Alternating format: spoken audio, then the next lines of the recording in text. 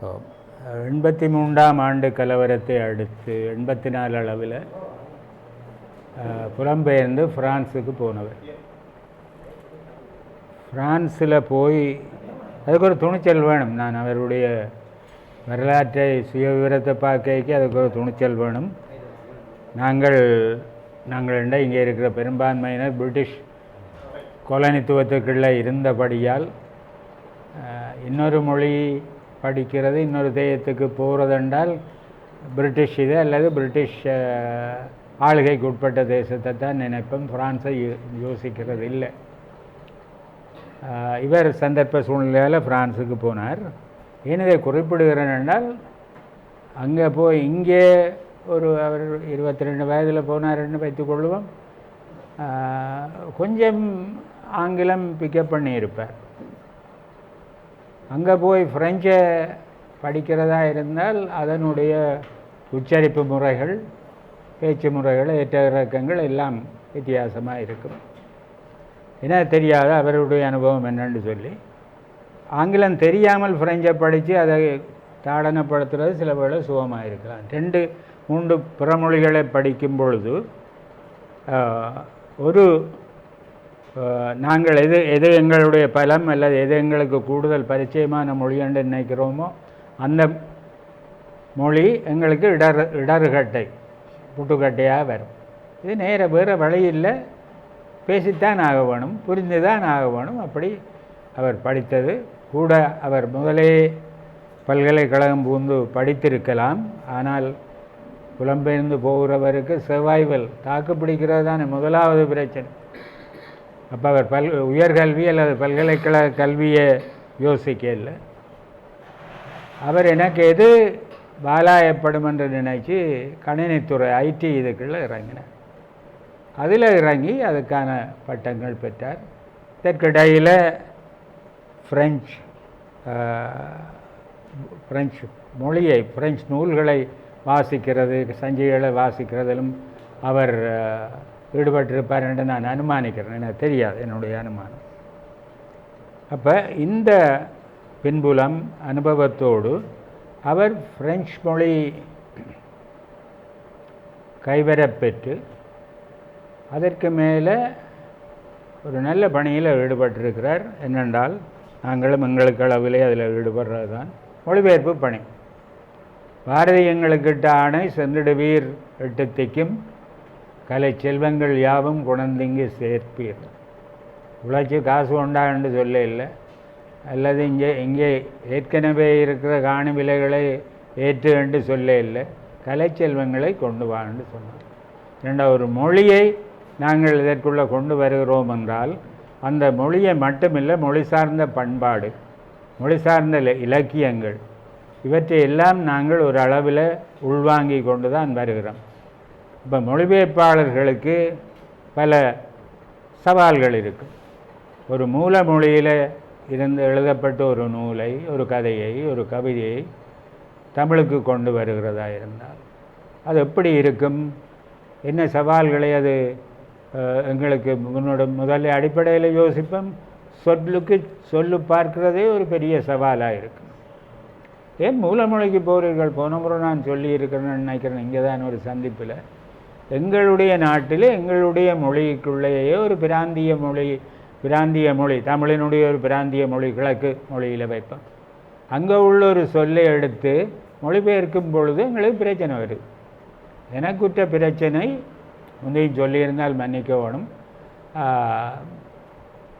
ஓட்டமாவடி அரஃபாத்தினுடைய மூத்தம்மான்ற ஒரு கதையை மொழிபெயர்க்கும் பிறகு அதுவே என்னுடைய மொழிபெயர்ப்பு கதைகளுக்கு தலைப்பாக மகுட கதையாக வந்தது.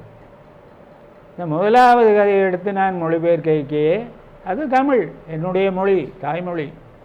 அதை எடுத்து இங்கிலீஷில் போடுவோம் என்று நான் புறப்படைக்கு எனக்கு பிரச்சனை வருகிறது. என்ன பிரச்சனை என்றால், அதில் வருகிற ஒரு பறவை பக்குள். அப்போ ஒரு மூத்தம்மா சொல்கிறா, இந்த பக்குள் கற்றுதுக்கா அதை கலைச்சி விடணும், துரத்தி விடணும். அதுக்குள்ளேயே ஒரு பிரச்சனை வருது. மூத்தம்மான்னு நான் நினச்சி கொண்டிருந்தேன். எங்களோட என்ற சிற்றறிவை அல்லது வடக்கறிவை கொண்டு மூத்தம்மாண்டா பெரியம்மா. கதையை வாசித்து கொண்டு போனால் பெரியம்மாண்டது பாட்டி என்று வந்துட்டு. அப்போ மூத்தம்மாண்டு அரஃபாத் சொன்னது பாட்டி, பக்குலண்டு சொன்னது என்னன்றது ஒரு கேள்வி. அப்போ என்ன கேள்வி, என்ன பக்குல் என்னவா இருக்கும்? அதில் இருந்தால் வந்து கத்துது. அது மக்களுடைய நம்பிக்கை, அது ஒரு அபசகுனம். பக்குல் வந்து விடாப்பிடியாக இருந்து கத்தினால் ஒரு மரணம் பெறக்கூடும் என்ற நம்பிக்கை. அதால் பாட்டி சொல்கிறா, மூத்தம்மா சொல்கிறா, இந்த மேனை அந்த பக்குலை திருத்துக்கா. இப்போ இந்த பக்குல் என்னென்று சரியான சொல்லு போடணும். நான் சமனான சொல்லு போடுறதோ எந்த அறிவு கேட்டுன்னு சொல்லு போடுறதோ மொழிபெயர்ப்பாளர் என்ற முறையில் அந்த சென்ஸை கொண்டு வர வேணும். அப்படி தேடிய பொழுது நான் என்னுடைய நண்பர் விஞ்ஞான பட்டதாரி, அவர் தாவரவியல் விலங்கியல் பட்டதாரியும் கூட, குணசீலனை ஃபோனில் கேட்டேன், இப்படி ஒரு சொல்லு வருகுதப்பா, இதுக்கு என்னவா இருக்குமென்னு. அவருக்கு தெரியலை. பொறுங்கோசம் நான் இந்த டிக்ஷனரியை, தாவரவியல் விலங்கியல் டிக்ஷனரி பார்த்து சொல்கிறேன்னு சொன்னார். தடவி சொன்னார். அவர் தமிழ் சொல்ல இங்கிலீஷில் சொன்னார், ஹார்ன்ட் அவுல், சூடு வைத்த அல்லது முடி வச்ச, கொண்ட வச்ச ஆந்தை. இப்போ ஒரு விழிப்பு எனக்கு ஏற்பட்டது. என்னென்றால் இதை நான் போய் இந்த ஆண்ட கத்துதண்டு எழுதியிருந்தால் அது ஒரு என்னென்று சொல்லலாம், அபத்தம். இப்போ இதை ஏறொரு உதாரணத்துக்கு சொல்கிறேன் என்றால், இந்த மொழிபெயர்ப்பில் நண்பர் வாசுதேவன் ஈடுபட்டு இருக்கிறபடியால் அது சந்தர்ப்பம் கருதி சொல்கிறேன். மொழிபெயர்ப்புன்றது அது உலாக்காவடியோ பறவைக்காவடியோ எடுக்கிற மாதிரி தான். அதுக்குள்ளே போய் அது சரியானது கொண்டு வர வேணும், சரியான சென்ஸ். எவ்வளவோ பாடுகள் பட வேணும். கிறிஸ்தவர்கள் சொல்கிற மாதிரி திருப்பாடுகள் நிறைய இருக்கும். ஆனால் பாடுபட்டு சரியான கிட்டத்தட்ட மூலத்துக்கு ஒப்பான ஒரு மொழிபெயர்ப்பை செய்தோம் என்றால் அது பிறகு ஒரு வியப்பு. பாரதி சொன்ன மாதிரி பாட்டினை போல் ஆச்சரியம் ஒன்றும் இல்லையடான்னு அது ஒரு வியப்பாக இருக்கும். அதுக்கும் ஒரு உதாரணம் சொல்வேன். என்ன வச்சு தான் சொல்ல வேணும், நண்பரை பற்றி எனக்கு அதிகம் தெரியாதபடியா. என்னென்றால் தெலுங்கில் விருத்தோபனிஷத் என்ற ஒரு கவிதை தொகுதியை வெளியிட்டார். வச்சிருக்கிறீங்க, நூலாசிரியருடைய பெயரை சொல்லுங்க, கோபி. இதை வெளியிட்டார் அங்கே. இது அப்போ இது இந்த ரூபத்தில் வரையில, தெலுங்கில் முதல் வந்தது. விஜயவாடாவிலே ஒரு கவியரங்குக்கு, சர்வதேச கவி சம்மேளனத்துக்கு போயிருந்தது.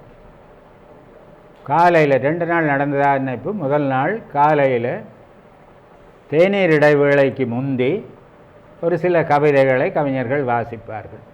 அங்கே வாசித்து கொண்டு வந்தார். ஒரு கவிதை எனக்கு நல்லா பிடிச்சு கொண்டது. அவர் இங்கிலீஷில் வாசித்தார். வாய்ச்ச முடிய தேநீர் இடைவேளை அவரை அணுகி, எனக்கு ஒரு அறிமுகம் இல்லை, நீங்கள் இன்றைக்கு வாசித்த கவிதையை ஒருக்கா தாருங்கோ, நான் இதை தமிழ் படுத்த விரும்புகிறேன். அவர் இங்கிலீஷில் வாசித்தவர். அவர் சொன்னார், இந்த சோல்நாட் பை தொங்குது, கையை விட்டார் மனுஷன், எடுத்து சொன்னார், டிரான்ஸ்லேட் த ஹோல் புக் என்றார். எனக்கு உச்சந்தலை அடி மாதிரி கிடந்து, நான் 1-2 எந்த சிவிஎம் போகும் என்று புத்தகத்தையே டிரான்ஸ்லேட் பண்ணு சொல்கிறேன். புத்தகம் சைஸ் இது.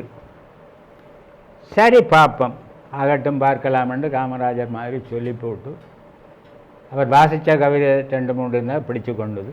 அது முதுமை பற்றி, அதுக்கு உபதலைப்பு போட்டிருக்கிறார், முதுமை குறித்த பாடல்கள். ஆளை பற்றி நான் சொல்ல இல்லை. கோபி வந்து ஆந்திரா பல்கலைக்கழகத்து வைஸ் சான்சலர், துணைவேந்தராக இருந்து ஓய்வு பெற்ற நிலையில் நான் அவரை சந்திக்கிறேன். நல்ல எளிமையாக, இந்தியருக்குரிய எளிமையோடு இருந்தார். அப்போ நான் வந்து கொஞ்சம் வழக்கத்தை, நான் வேலை சோம்பல் அசதி, அப்போ கொஞ்சம் வழக்கத்தை விட துரிதமாக இயங்கி ஒரு 40 சொச்ச கவிதைகளாக இருக்கும் மொழிபெயர்த்து. அப்போ கருணாகரன் இந்தியாவுக்கும் இலங்கைக்கும் இடையில் ஏதாவது நூல் அநேகமாக ஜனவரி அண்டி அப்படி போகிற வழக்கம் அவருக்கு இருந்தபடியாக கொண்டு அங்கே வர வேணுமென்று நான் விரும்பினேன். ஏன் விரும்பினேன் என்றால் இது தெலுங்கில் வந்திருக்கு, தமிழில் வர இல்லை. அப்போ தெலுங்கினுடைய ஆங்கில வடிவம் இருக்குது, அதை வச்சுக்கொண்டு நான் வேலை செய்யலாம். அதை மொழிபெயர்த்து கொடுத்தேன். அதுவும் கொஞ்சம் சிரம தசையில் போய் ஒரு சில பிரதிகள், அந்த வெளியீட்டாளர்களை பற்றி பாரதி சொன்ன மாதிரி சேவகரால் பட்ட சிரமம் மிக உண்டு கண்டீர், சேவகர் இல்லாவிடிலோ செய்கை நடக்கவில்லை. அப்போ பல சிரமங்களுக்கு இடையில் ஒரு பெரிய இது கருணாகரன் தன்னுடைய முழு பலத்தையும் புரிவித்து 15-20 கோப்பை முதல் தரம் வந்தது. அதில் ஒரு சின்ன தவறு விட்டுட்டோம். இந்த பின்னுக்கு போட்டதில் ஒரு ஆளுக்கு சமர்ப்பணம், இன்னாருடையது மூலம், இன்னார் தெலுங்கிலிருந்து ஆங்கிலத்துக்கு மொழிபெயர்த்த 2 பேர், அதுக்கு பிறகு தமிழுக்கு மொழிபெயர்த்த நான், இவ்வளவு பேரையும் போடைக்கு அதில் யாருக்கோ சமர்ப்பணம் செய்ததில் பிளவிட்டாச்சு. பிறகு பார்த்தேன், இது பொறுப்பதில்லை தம்பி என்று. இங்கே அவர்கள் வெளியீட்டாளரை கெஞ்சி மண்டாடி அந்த சாஃப்ட் காப்பியை எடுத்து இங்கே நான் நினைக்கிறேன் பரணிதரன்கிட்ட கொடுத்துருக்கோம், கொடுத்து ஒரு இது வெளியிட்டேன். பரணிதான். இவ்வளவும் நான் சொல்வது மொழிபெயர்ப்பில் உள்ள சிரமம். மொழிபெயர்த்த பிறகு அது மொழிபெயர்த்த வடிவத்தில் வர வேணும். வடிவத்தில் வந்தும் படங்கள் மாறி வந்ததால் நான் என்னுடைய சொந்த செலவில் யாழ்ப்பாணத்தில் அடித்தேன். ஒரு 100 பிரதி ஏதோ அடித்தேன். அப்போ நல்ல விஷயங்கள் அவம்போற இல்லை. சென்ற மாதம் என்று நினைக்கிறேன் கருணாகரன் ஒரு இன்ப அதிர்ச்சி அல்லது வியப்பை தந்தார். ஒரு இந்த மொழிபெயர்ப்பு நூலை பற்றி ஒரு அருமையான கட்டுரை எழுதியிருக்கிறார் முகநூலில். அது நான் எனக்கு அறிஞ்சவர்களுக்கு சிட்டேன். ஏன் அதை சொல்லுகிறேன் என்றால் அது அதோட என்னவோ தெரியாது. நான் 18-20 நூல்கள் வெளியிட்டிருக்கிறேன். இந்த நூல், இந்த சின்னஞ்சிறு நூல், அதுவும் ஒரு மொழிபெயர்ப்பு நூல், பெற்ற ரிசப்ஷன், வரவேற்பு வேறு எந்த நூலும் பெறவில்லை.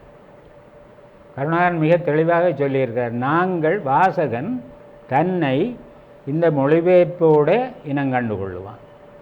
அவன் ஒன்றும் அது மொழிபெயர்ப்புன்ற பிரச்சனை இல்லாமலே படிப்பான். நேற்றோ முந்த நாள் என்னுடைய மாணவி அவருக்கு இந்த பிரதி ஒன்று அனுப்பிவிட்டேன். அது போய் சேர்ந்துருக்கு. அவள் படிச்சுட்டு சொன்னால் அந்த ஒரு கவிதையை சொன்னான். சரி, அந்த கவிதையை படித்தேன். ஒரு முதியவன் சாய்மன கட்டிலோ சேரோ டெக் சேரோ இதொன்றில் சாஞ்சிருக்கிறான். இந்தியா இதில் ஒரு மகன், கூட்டு குடும்பம், மகன் இருக்கிறார், மருமகள் இருக்கிறார், ஒரு பையன் இருக்கிறான், பேரன், ஒரு வேலையாள் இருக்கிறான், நடுத்தர குடும்பம். அவர் எல்லாரும் தத்தம் தொழிலில் காலையில் பிஸியாக இருக்கணும். அப்போ ஒருவரை கூப்பிடுறார் பையனை, தம்பி கொஞ்சம் தண்ணீர் கொண்டு வா, இந்த இதில் தண்ணீர் இல்லையடா இது வைக்கிற இதில்.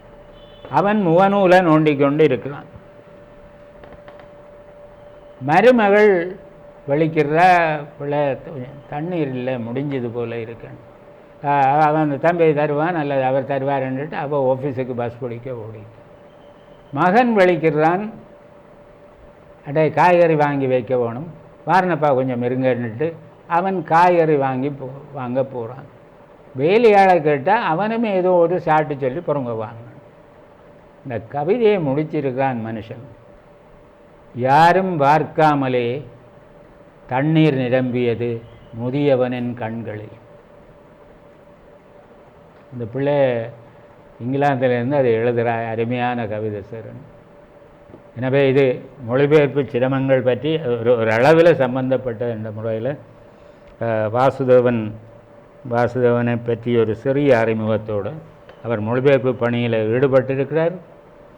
அவர் சில வேளை கொஞ்சம் சொல்லுவார் என்று எதிர்பார்க்கிறேன். ஏனெண்டா ஃப்ரெஞ்சில் இருந்து நாங்கள் மொழிபெயர்க்க வரக்கூடிய அதுக்கே உரிய சில சிரமங்கள் அல்லது மகிழ்ச்சிகரமான அனுபவங்கள் இருக்கலாம். அதை அவர் சொல்லுவார் என்று எதிர்பார்க்கிறேன். எழுத்தாளர், விமர்சகர், பத்திரிகையாளர் இயேசுராஜா அவர்கள் நூலாசிரியரிடமிருந்து முதற் பிரதியை பெற்றுக்கொள்வார். உங்களால் பேசுங்க. இந்த நிகழ்வுக்கு தலைமை தாங்குகின்ற கவிஞர் சோபா அவர்களே மற்றும் என்னோடு உரை நிகழ்த்த வந்திருக்கும் நண்பர் மேயர் ரூபன் அவர்களே மற்றும் நூலாசிரியர் வாசுவன் அவர்களே மற்றும் இங்கு கூடியிருக்கும் நண்பர்கள் அனைவருக்கும் முதற்கண் வணக்கத்தை தெரிவித்துக் கொண்டு வாசுதேவனுடைய ஒப்பாரி கவிதை நூல் வெளியீட்டிலே நாங்கள் இங்கே ஒன்று கூடியிருக்கின்றோம். எனக்கு அந்த ஈழத்திலே பெயர் குழப்பம் தந்த கவிஞர்களிலே இவரும் ஒருவர். அப்போ உயர்தர பரீட்சை படித்துவிட்டு இலக்கிய வாசிப்பு பக்கம் வருகின்ற பொழுது வாசுதேவன் என்று சொல்லி சில கவிதைகள் வாசித்தோம். அப்போ நான் இப்போ நினைக்கிற வாசுதேவன் சொன்னால் என் புழுதி ரசம் எழுதிய வாசுதேவன் இருக்கிறார் மட்டக்களப்பில் இருந்து. அவரும் வாசுதேவன் பேர் தான் எழுதுகிறார். இவருடைய முதல் தொகுப்பு வந்ததும் தொலைவில் ஒப்பாரி வரைக்குள்ளேயாவது இனிஷியலோட போட்டார் காணா வாசுதேவன் என்று. ஆனால் தொலைவில் வரைக்குள்ளே அவர் வாசுதேவன் என்று தான் மட்டும் போட்டார். அப்போ இந்த வாசுதேவன் புத்தகம் நான் பார்க்கல, அதான் பிரச்சனை. புத்தகம் பார்த்து தான் பின்னாட்ட குறிப்பில் பிடிச்சிருக்கலாம் படிவா. அப்போ தகவல்களை வைத்துக்கொண்டு பார்க்கின்ற பொழுது இந்த வாசுதேவன் இவர் அப்போ ரெண்டு வாசுதேவனும் ஒருவர் தானா என்ற மாதிரி ஒரு ஆரம்ப கட்டத்திலே ஒரு குழப்பத்தை ஏற்படுத்தி இருந்தது. அப்போ 2006ஆம் ஆண்டுக்கு பிறகுதான் அவருடைய இந்த தொகுப்பை தொலைவில் தொகுப்பின் ஊடாகத்தான் அவருடைய எனக்கு அறிமுகம் எனக்கு கிடைத்தது. அந்த அறிமுகம் எவ்வாறு கிடைத்தது என்று சொன்னால் அவருடைய இந்த 2 கவிதைகள் எனக்கு இப்போ நல்ல ஞாபகம் இருக்கின்றது. நாங்கள் இலக்கிய வாசிப்பினுடைய ஆரம்ப கட்டத்தில் இருக்கின்ற பொழுது 2 கவிதை படித்து 2 கவிதைகளிலே ஒரு மாறுபட்ட பார்வையை அவர் முன்வைத்திருந்தார். ஒன்று யாதும் ஊரே யாதும் ஊரல்ல யாவரும் கேளி என்ற ஒரு கவிதை தான். நான் இவருடைய இந்த வாசுதேவனுடைய படித்த முதல் கவிதை என்றால் அதுதான். அந்த கவிதை எங்களுக்கு தெரியும், யாதும் ஊரே யாவரும் கேளீர் என்று தான் படித்த எங்களுக்கு. இவர் அந்த கவிதை என்ற தலைப்பு எப்படி எழுதுகிறார் என்று சொன்னால் யாதும் ஊரல்ல யாவரும் கேளீர் என்று சொன்னால் எனக்கு அந்த வயசில் ஒரு புதுமையாக இருந்தது. அந்த கவிதை எப்படி போதும், ஊரின்றி ஒதுக்கப்பட்டவர்கள், ஊரை விட்டு தப்பி போனவர்கள், தன்னூரின்றி வேறூர் போனவர்கள் அனைவருமாக கூடி அடைக்கலம் புகுந்த ஊரில் நின்று ஆர்ப்பரித்தார்கள். யாதும் ஊரே யாவரும் கேளீர் என ஆனந்த கோஷம் எழுப்பினார்கள்.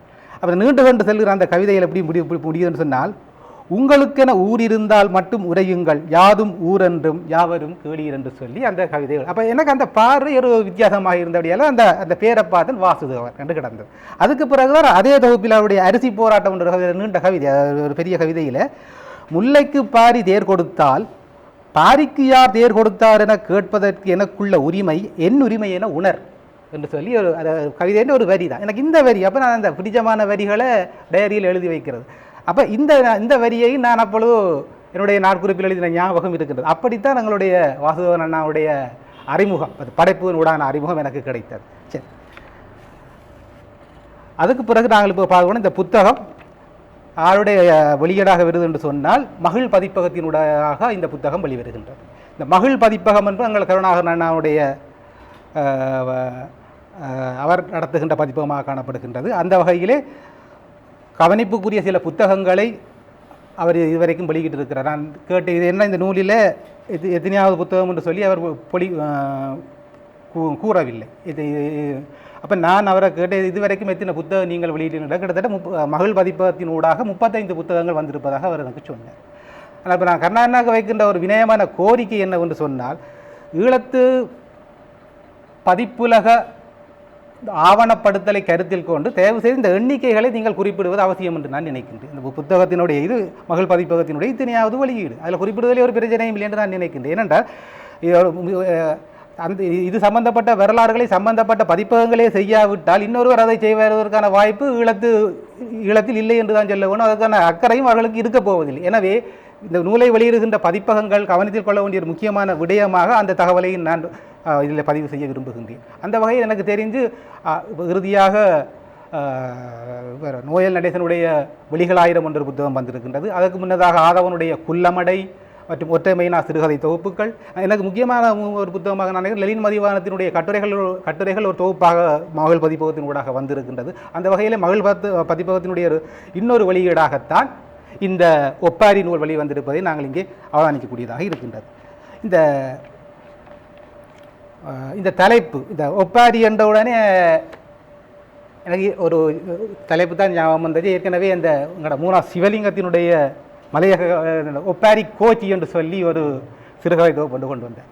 அது அந்த மலையேற்றாக்கள் இந்தியாவுக்கு போகிறது அந்த துயரத்தை பற்றி எழுதின ஒரு கதை. அப்போ அந்த சிறுகதை அடங்கலாக வெளிவந்த தொகுப்புக்கு அவர் வச்ச பேர் ஒப்பாரி கோச்சி. அப்போ இந்த தலைப்பு எனக்கு ஒரு வகையிலே அந்த தலைப்பை ஞாபகப்படுத்தியதாக இருந்தது. அந்த வகையிலே இந்த ஒப்பாரி என்ற இந்த தலைப்பில் உள்ள கவிதைகளை நாங்கள் பார்த்தோம்னா ஒரு கவிதைக்கு கூட தலைப்பில்லை, தலைப்பிடாத கவிதைகளாகத்தான் இந்த கவிதைகளை அவர் ஆக்கியிருக்கின்றார். அது ஒரு வகையிலே உண்மையில் எங்களுடைய வாசகனுக்கு பல்வேறு விதமான வாசிப்புகளை ஒரு திறந்து விடுகின்ற ஒரு வாசலாக அமைகின்றதாக தான் நான் அதை கருதுகின்றேன். குறிப்பாக ஒரு தலையங்கத்தை போட்டுக்கொண்டு நாங்கள் அந்த அதுக்குள்ளேயே ஒரு குறுகி விடுவோம் என்ற ஒரு நினைப்பு இருக்கின்றது. நான் அண்மையில் ஒரு சிறுகதை நண்பர் எனக்கு சொன்னேன், நான் ஒரு சுதந்திர நாள் என்று சொல்லி ஒரு சிறுகதையை எழுதிவிட்டேன். இப்போ சுதந்திர நாள் என்ற அந்த கதையை வந்த அப்புறம் ஒரு மூத்த எழுத்தாளர் எனக்கு சொன்னார், சுதந்திர நாள் என்றதை விட நீங்கள் சுதந்திரம் என்று போட்டிருந்தால் அந்த சுதந்திரம் பெரும்பான்மை இனத்தவருக்கு சுதந்திரமா அல்லது சிறுபான்மை இனத்திற்கு சுதந்திரமா என்று சொல்லி பல்வேறு விதமான கேள்விகளை அந்த தலைப்புக்கு ஏற்படுத்தியிருக்கு. எனவே நீங்கள் சுதந்திர நாள் என்று போட்டதற்கு பதிலாக சுதந்திரம் என்று போட்டிருந்தால் இன்னும் சிறப்பாக விழுந்திருக்கு சொல்லி ஒரு அனுபவத்தை என்னோடு பகிர்ந்திருந்தேன். அதே மாதிரி தான் இந்த பேரில்லாத இந்த தலைப்பிடாத இந்த கவிதைகளும் உண்மையில் வாசிக்கின்ற பொழுது எங்களுக்கு பல்வேறு விதமான விடயங்களை எங்களுக்கு ஞாபகப்படுத்தி வண்ணம் இருக்கிறதை நாங்கள் இங்கே அது ஒரு மேலே அதை நான் ஒரு பாசிட்டிவாக தான் பார்க்கின்றேன். அந்த வகையிலே அந்த இதுவரை குறிப்பிட வேண்டும் என்று நினைக்கின்றேன். உண்மையில் இதுக்கு ஏன் இவர் ஒப்பாரி என்று தலையங்கம் கொண்டு வைத்தார் என்னளவில் அவருடைய நோக்கங்களை இருந்தாலும் அவர் ஒரு மானுடம் தழுவிய கவிஞராக அவர் இந்த கவிதை தொகுப்பு மாத்திரமல்லாமல் அந்த தொலைவில் தொகுப்பில் இதுக்கு முன்னும் 2 தொகுப்புகளை வெளியிட்டிருக்கின்றார். அந்த தொகுப்புகளின் வாயில் கூட நாங்கள் அவரை பற்றி அறிந்து கொள்ளக்கூடியதாக இருக்கிற அவருடைய கவிதைகள் வாயிலாக அவர் ஒரு மானுடம் தழுவிய ஒரு கவிஞராக இருப்பதை நாங்கள் அவதானிக்கக்கூடியதாக இருக்கின்றது. இந்த ஒப்பாரி தலைப்புக்கு பொருந்தக்கூடியதாக சில கவிதைகள் இந்த தொகுப்பிலேயும் காணப்படுகின்றன. உதாரணத்துக்கு ஒன்றை சொல்லலாம் என்று நினைக்கின்றேன்.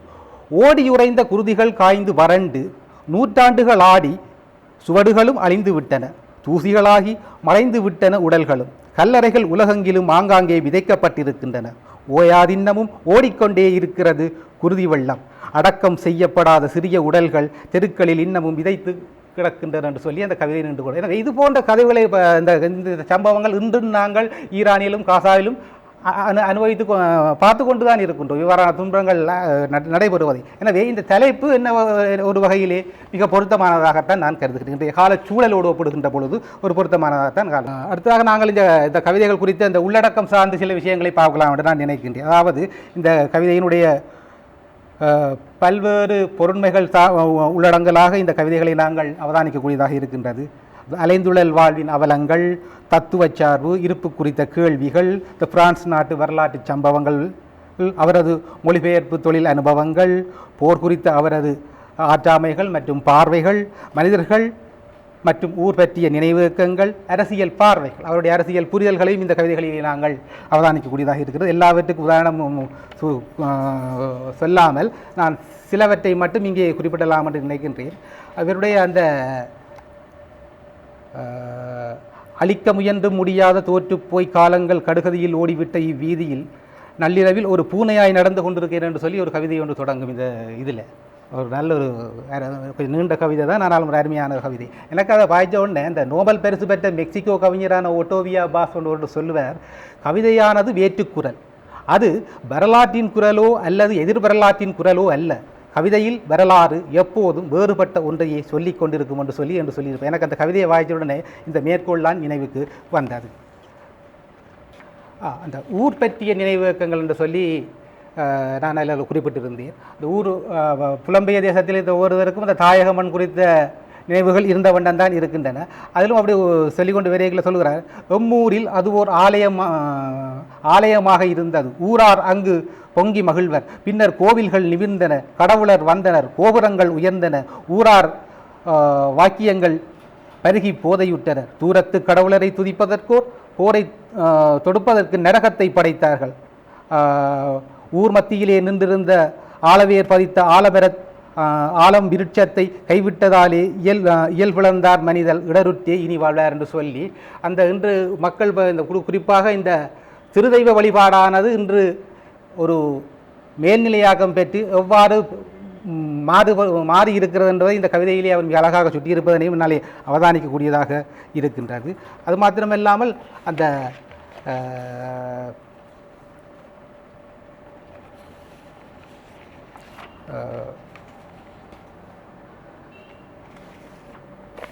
யுத்தம் பற்றிய கவிதைகளை பற்றி எழுதுகின்ற பொழுது ஒரு இடத்தில் எழுதுவார்,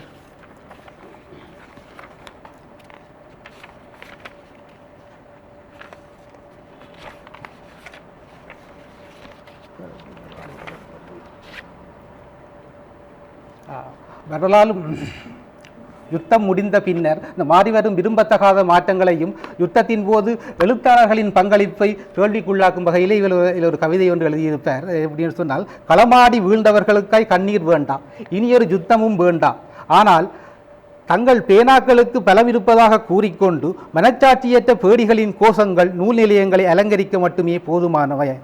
இன்னொரு புயல் வரும்போது அவற்றில் ஏதும் எஞ்சாது போகக்கூடும் என்று சொல்லி எழுத்தாளர்கள் குறித்து ஒரு விமர்சனத்தை அவர் இந்த கவிதையிலே முன்வைத்திருப்பதை அவதானிக்கக்கூடியதாக இருக்கின்றது. அதாவது எழுத்தாளர்கள் யுத்தம் நடைபெறுகின்ற பொழுது பேனாக்களை மூடி வைத்த எழுத்தாளர்களும் இருக்கின்றார்கள். அது மாத்திரமில்லாமல் குரல் கொடுக்காத எழுத்தாளர்கள் பலர் இருக்கின்றார்கள். இவ்வாறான சம்பவங்கள் நடைபெறுகின்ற பொழுது குரல் கொடுக்காத பிற எழுத்தாளர்கள் இருக்கின்றார்கள். எனவே இந்த எழுத்தாளர்கள் குறித்து அவர் வைத்திருக்கிற அந்த விமர்சனமானது குறிப்பிடத்தக்க ஒன்றாக இருக்கின்றது. எனக்கு இதை படித்தவுடனே எங்களோட அருந்ததி ராயுடத்தில் கூறியிருப்பார், உங்களை எழுத்தாளர் என்றும் சிலர் செயற்பாட்டாளர் என்றும் கூறுகிறார்கள். இது குறித்து என்ன கூற விரும்புகிறீர்கள் என்று சொன்னார்.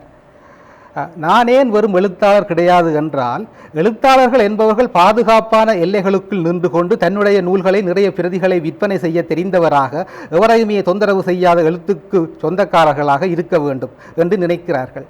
ஆனால் செயற்பாட்டாளர்கள் எழுத்தாளர்கள் அல்ல, அவர்கள் ஒரு விதமான தனித்த வகையினர் என்று பொது மனநிலை இருக்கிறது என்று சொல்லி அந்த எழுத்தாளர்களுக்கும் செயற்பாட்டாளர்களுக்குமான ஒரு வித்தியாசத்தை அவர் கூறியதுதான் இந்த வரியை பார்த்த உடனே எனக்கும் நினைவுக்கு வந்தது. அதுபோல இந்த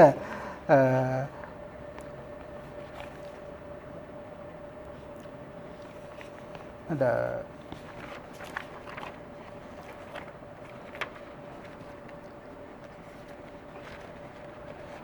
அந்த கல்லறை பற்றி ஒரு கவிதை ஒன்று வருகின்றது தொகுப்பிலே. இந்த இது மருத்துவர் காலமிலாம் குடும்பத்தின் கல்லறை கவிதை என்று சொல்லி ஒரு கவிதை ஒன்று வருகின்றது.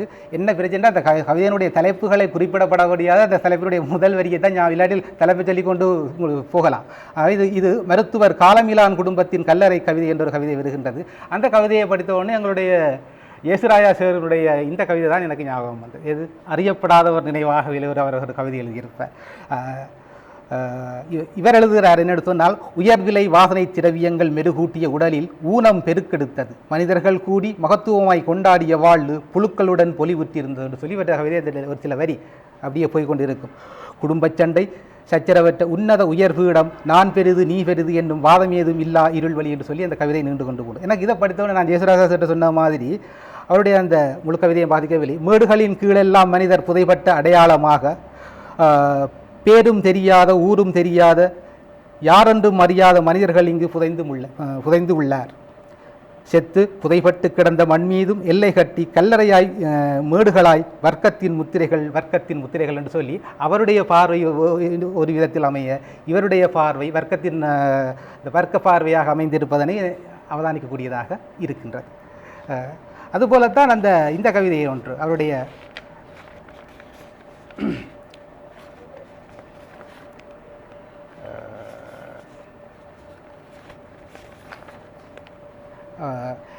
என்னுடல் தொடர்பாக எனக்கு திருப்தி ஏதும் இல்லை என்று சொல்லி ஒரு கவிதை ஒன்று எழுதியிருப்பார். இந்த நூலில் இருக்கின்றது. அதுவும் எனக்கு பல்வேறு விதமான சிந்தனைகளை தோற்றுவித்திருந்தது. சொல்லப்போனால், நான் விரும்பும் வகையில் எனது ஒழுங்கமைக்கப்பட்ட உடல் அங்கங்கள் இருக்கவில்லை என்று சொல்லி அந்த கவிதை நீண்டு கொண்டு போகும். அதில் அவர் சொல்லுவார், மூளை இருக்க வேண்டிய இடத்தில் இதயம் இருக்க வேண்டும், கால் இருக்கும் உயரத்தில் கழுத்து இருக்க வேண்டும் என்று சொல்லி அந்த கவிதை உலகில் அதில் ஒரு வரி வரும், ஒரு குளம் இருந்திருக்க வேண்டும், அங்கு பரத்து திமிந்த பனைகளும் ஒரு வைரவர் கோயிலும் இருந்திருக்க வேண்டும். இந்த வரிகளை படித்தவுடனே போல எனக்கு பாரதியினுடைய காணி நிலம் வேண்டும், பாரதியினுடைய தாக்கம் இல்லாத கவிஞர்கள் இல்லை என்று சொல்லுவார்கள். அந்த வகையில் இந்த பாரதியினுடைய காணி நிலம் வேண்டும் சொல்லுவார். அங்கு கேணி அருகினிலே தென்னை மரம் கீற்று முளநீரும் 10-12 தென்னை மரம் பக்கத்திலே இது பனைமரம் என்று சொல்லுகின்றார், அவர் தென்னை மரம் என்று சொல்கிறார். அப்போ அந்த வரிகளை எனக்கு ஞாபகப்படுத்தியதாக இருந்தது. அந்த கதை விட எனக்கு இந்த கதை குறித்து வேறு ஒரு சிந்தனை வந்தது அப்படி என்று சொன்னால், அந்த உறுப்புகளை மாற்றி போட்டால் என்ற கிழங்களை இந்த கவிதையை படித்து விட்டு ஃபேஸ்புக் பக்கம் வந்தவுடனே தான் அந்த பிராமணர்கள் தலையிலிருந்து தோன்றினார்கள் அப்படின்ற மாதிரியான ஒரு இது பதிவையும் நான் படித்தேன். அதாவது எங்களோட இருக்கு வேதத்திலே இருக்கிற விராட புருஷனுடைய உறுப்புகளிலிருந்து 4 வருடம் பிறந்த தகவல் இருக்குத்தானே. தலையிலே இருந்து பிராமணர் வந்தார்கள், கையிலே இருந்து சத்திரியர்கள் வந்தார்கள், தொடையில் இருந்து வைசியர் வந்தார்கள், பாதத்தில் இருந்து சூத்திரர் வந்தார்கள் என்று சொல்லி ஒரு அந்த நம்பிக்கையை தொடர்ந்தும் தக்க வைத்துக் கொண்டுகின்ற ஒரு தன்மையோண்டு மூட நம்பிக்கை இப்போவும் இருந்து கொண்டு தான் இருக்கின்றது. எனவே அப்படி யோசிக்கல, இந்த உறுப்புகள் மாறி இருந்தா, இப்போ தலை இருக்கிற இடத்துல கால் இருந்தா, இப்போ கால் இருக்கிற இடத்துல தலை இருந்ததுனால் எவ்வாறு இருக்குன்ற ஒரு சிந்தனையை இந்த கவிதை எனக்கு அவர் சொல்ல வந்த வேற விடயம். ஆனால் என்னுடைய பார்வையில் அது இப்படி ஒரு பார்வையை எனக்கு ஏற்படுத்தி இருந்ததையும் இந்த இடத்திலே நான் சுட்டி காட்டலாம் என்று நான் நினைக்கின்றேன். அது தவிர இவருடைய அந்த கவிதை, இந்த தலைப்பிலே கவிதை எடுத்துரைப்பட்டு குறிப்பிட்டிருந்தார்கள். அந்த வகையில் ஒரே நல்ல ஒரு மொழி நடை அவருடைய முதல் தொகுப்புகளிலேயும் முதலீடு தொகுப்புகளிலேயும் அதை நாங்கள் அறியக்கூடியதாக இருக்கும். அந்த வகையிலே மொழியை பிரஜை பூர்வமாக பல்வேறு விதங்களிலும் கையாண்டு கவிதைகளை எடுத்துரைப்பதை அவதானிக்கக்கூடியதாக இருக்கின்றது. சில கவிதைகள் ஒரு சில கவிதைகள் மட்டும் 2-3 பக்கங்கள் இருந்தாலும் பெரும்பாலான கவிதைகள் ஒரு பக்கத்துக்குள் இருப்பதும் வாசிப்பதற்கு எந்த விதமான இடைஞ்சலையும் ஏற்படுத்தவில்லை. இதுக்கு சில வித்தியாசமான போக்குள்ள சில சொல்முறை கவிதைகளை இங்கே சுட்டி காட்டலாம்னு நினைக்கிறேன். இந்த முன்னொரு காலத்தில் என்னை நான் அறியாதிருந்தேன், முன்னொரு காலத்தில் என்னை நான் அறியாதே இருந்தேன், முன்னொரு காலத்தில் நான் யாரையும் அறியாதிருந்தேன், முன்னொரு காலத்தில் நான் யாரையும் அறியாதே இருந்தேன் என்று சொல்லி இந்த பாணியிலே ஒரு கவிதை கொண்டு போகிறோம். இது அந்த தொகுப்பில் உள்ள சில அந்த வெளிப்படுத்து வித்தியாசமான எடுத்துரைப்பு முறைகளுக்கு உதாரணமாக சொல்லலாம். அதுபோல் இப்படி ஒரு எழுதியிருப்பேன். ஒவ்வொரு சொல் இருள், வைகரை, காலை, மதியம், சாய்வு, அந்திச்சக்கல், அஸ்தமனம், இருள், இவ்வளவே இருளில் இருந்து இருளுக்கு என்று சொல்லி ஒரு கவிதை ஒன்று இருக்குது. அது இன்னொரு விதமான போக்காக காணப்படுகின்றது. அதுபோல அந்த உருவாக்கதைகள் பாணியிலையும் சில கவிதைகள் எழுதியிருப்பேன். எனக்கு அந்த சுவையினுடைய பாட்காவடி ஞாபகம் வந்துச்சுது.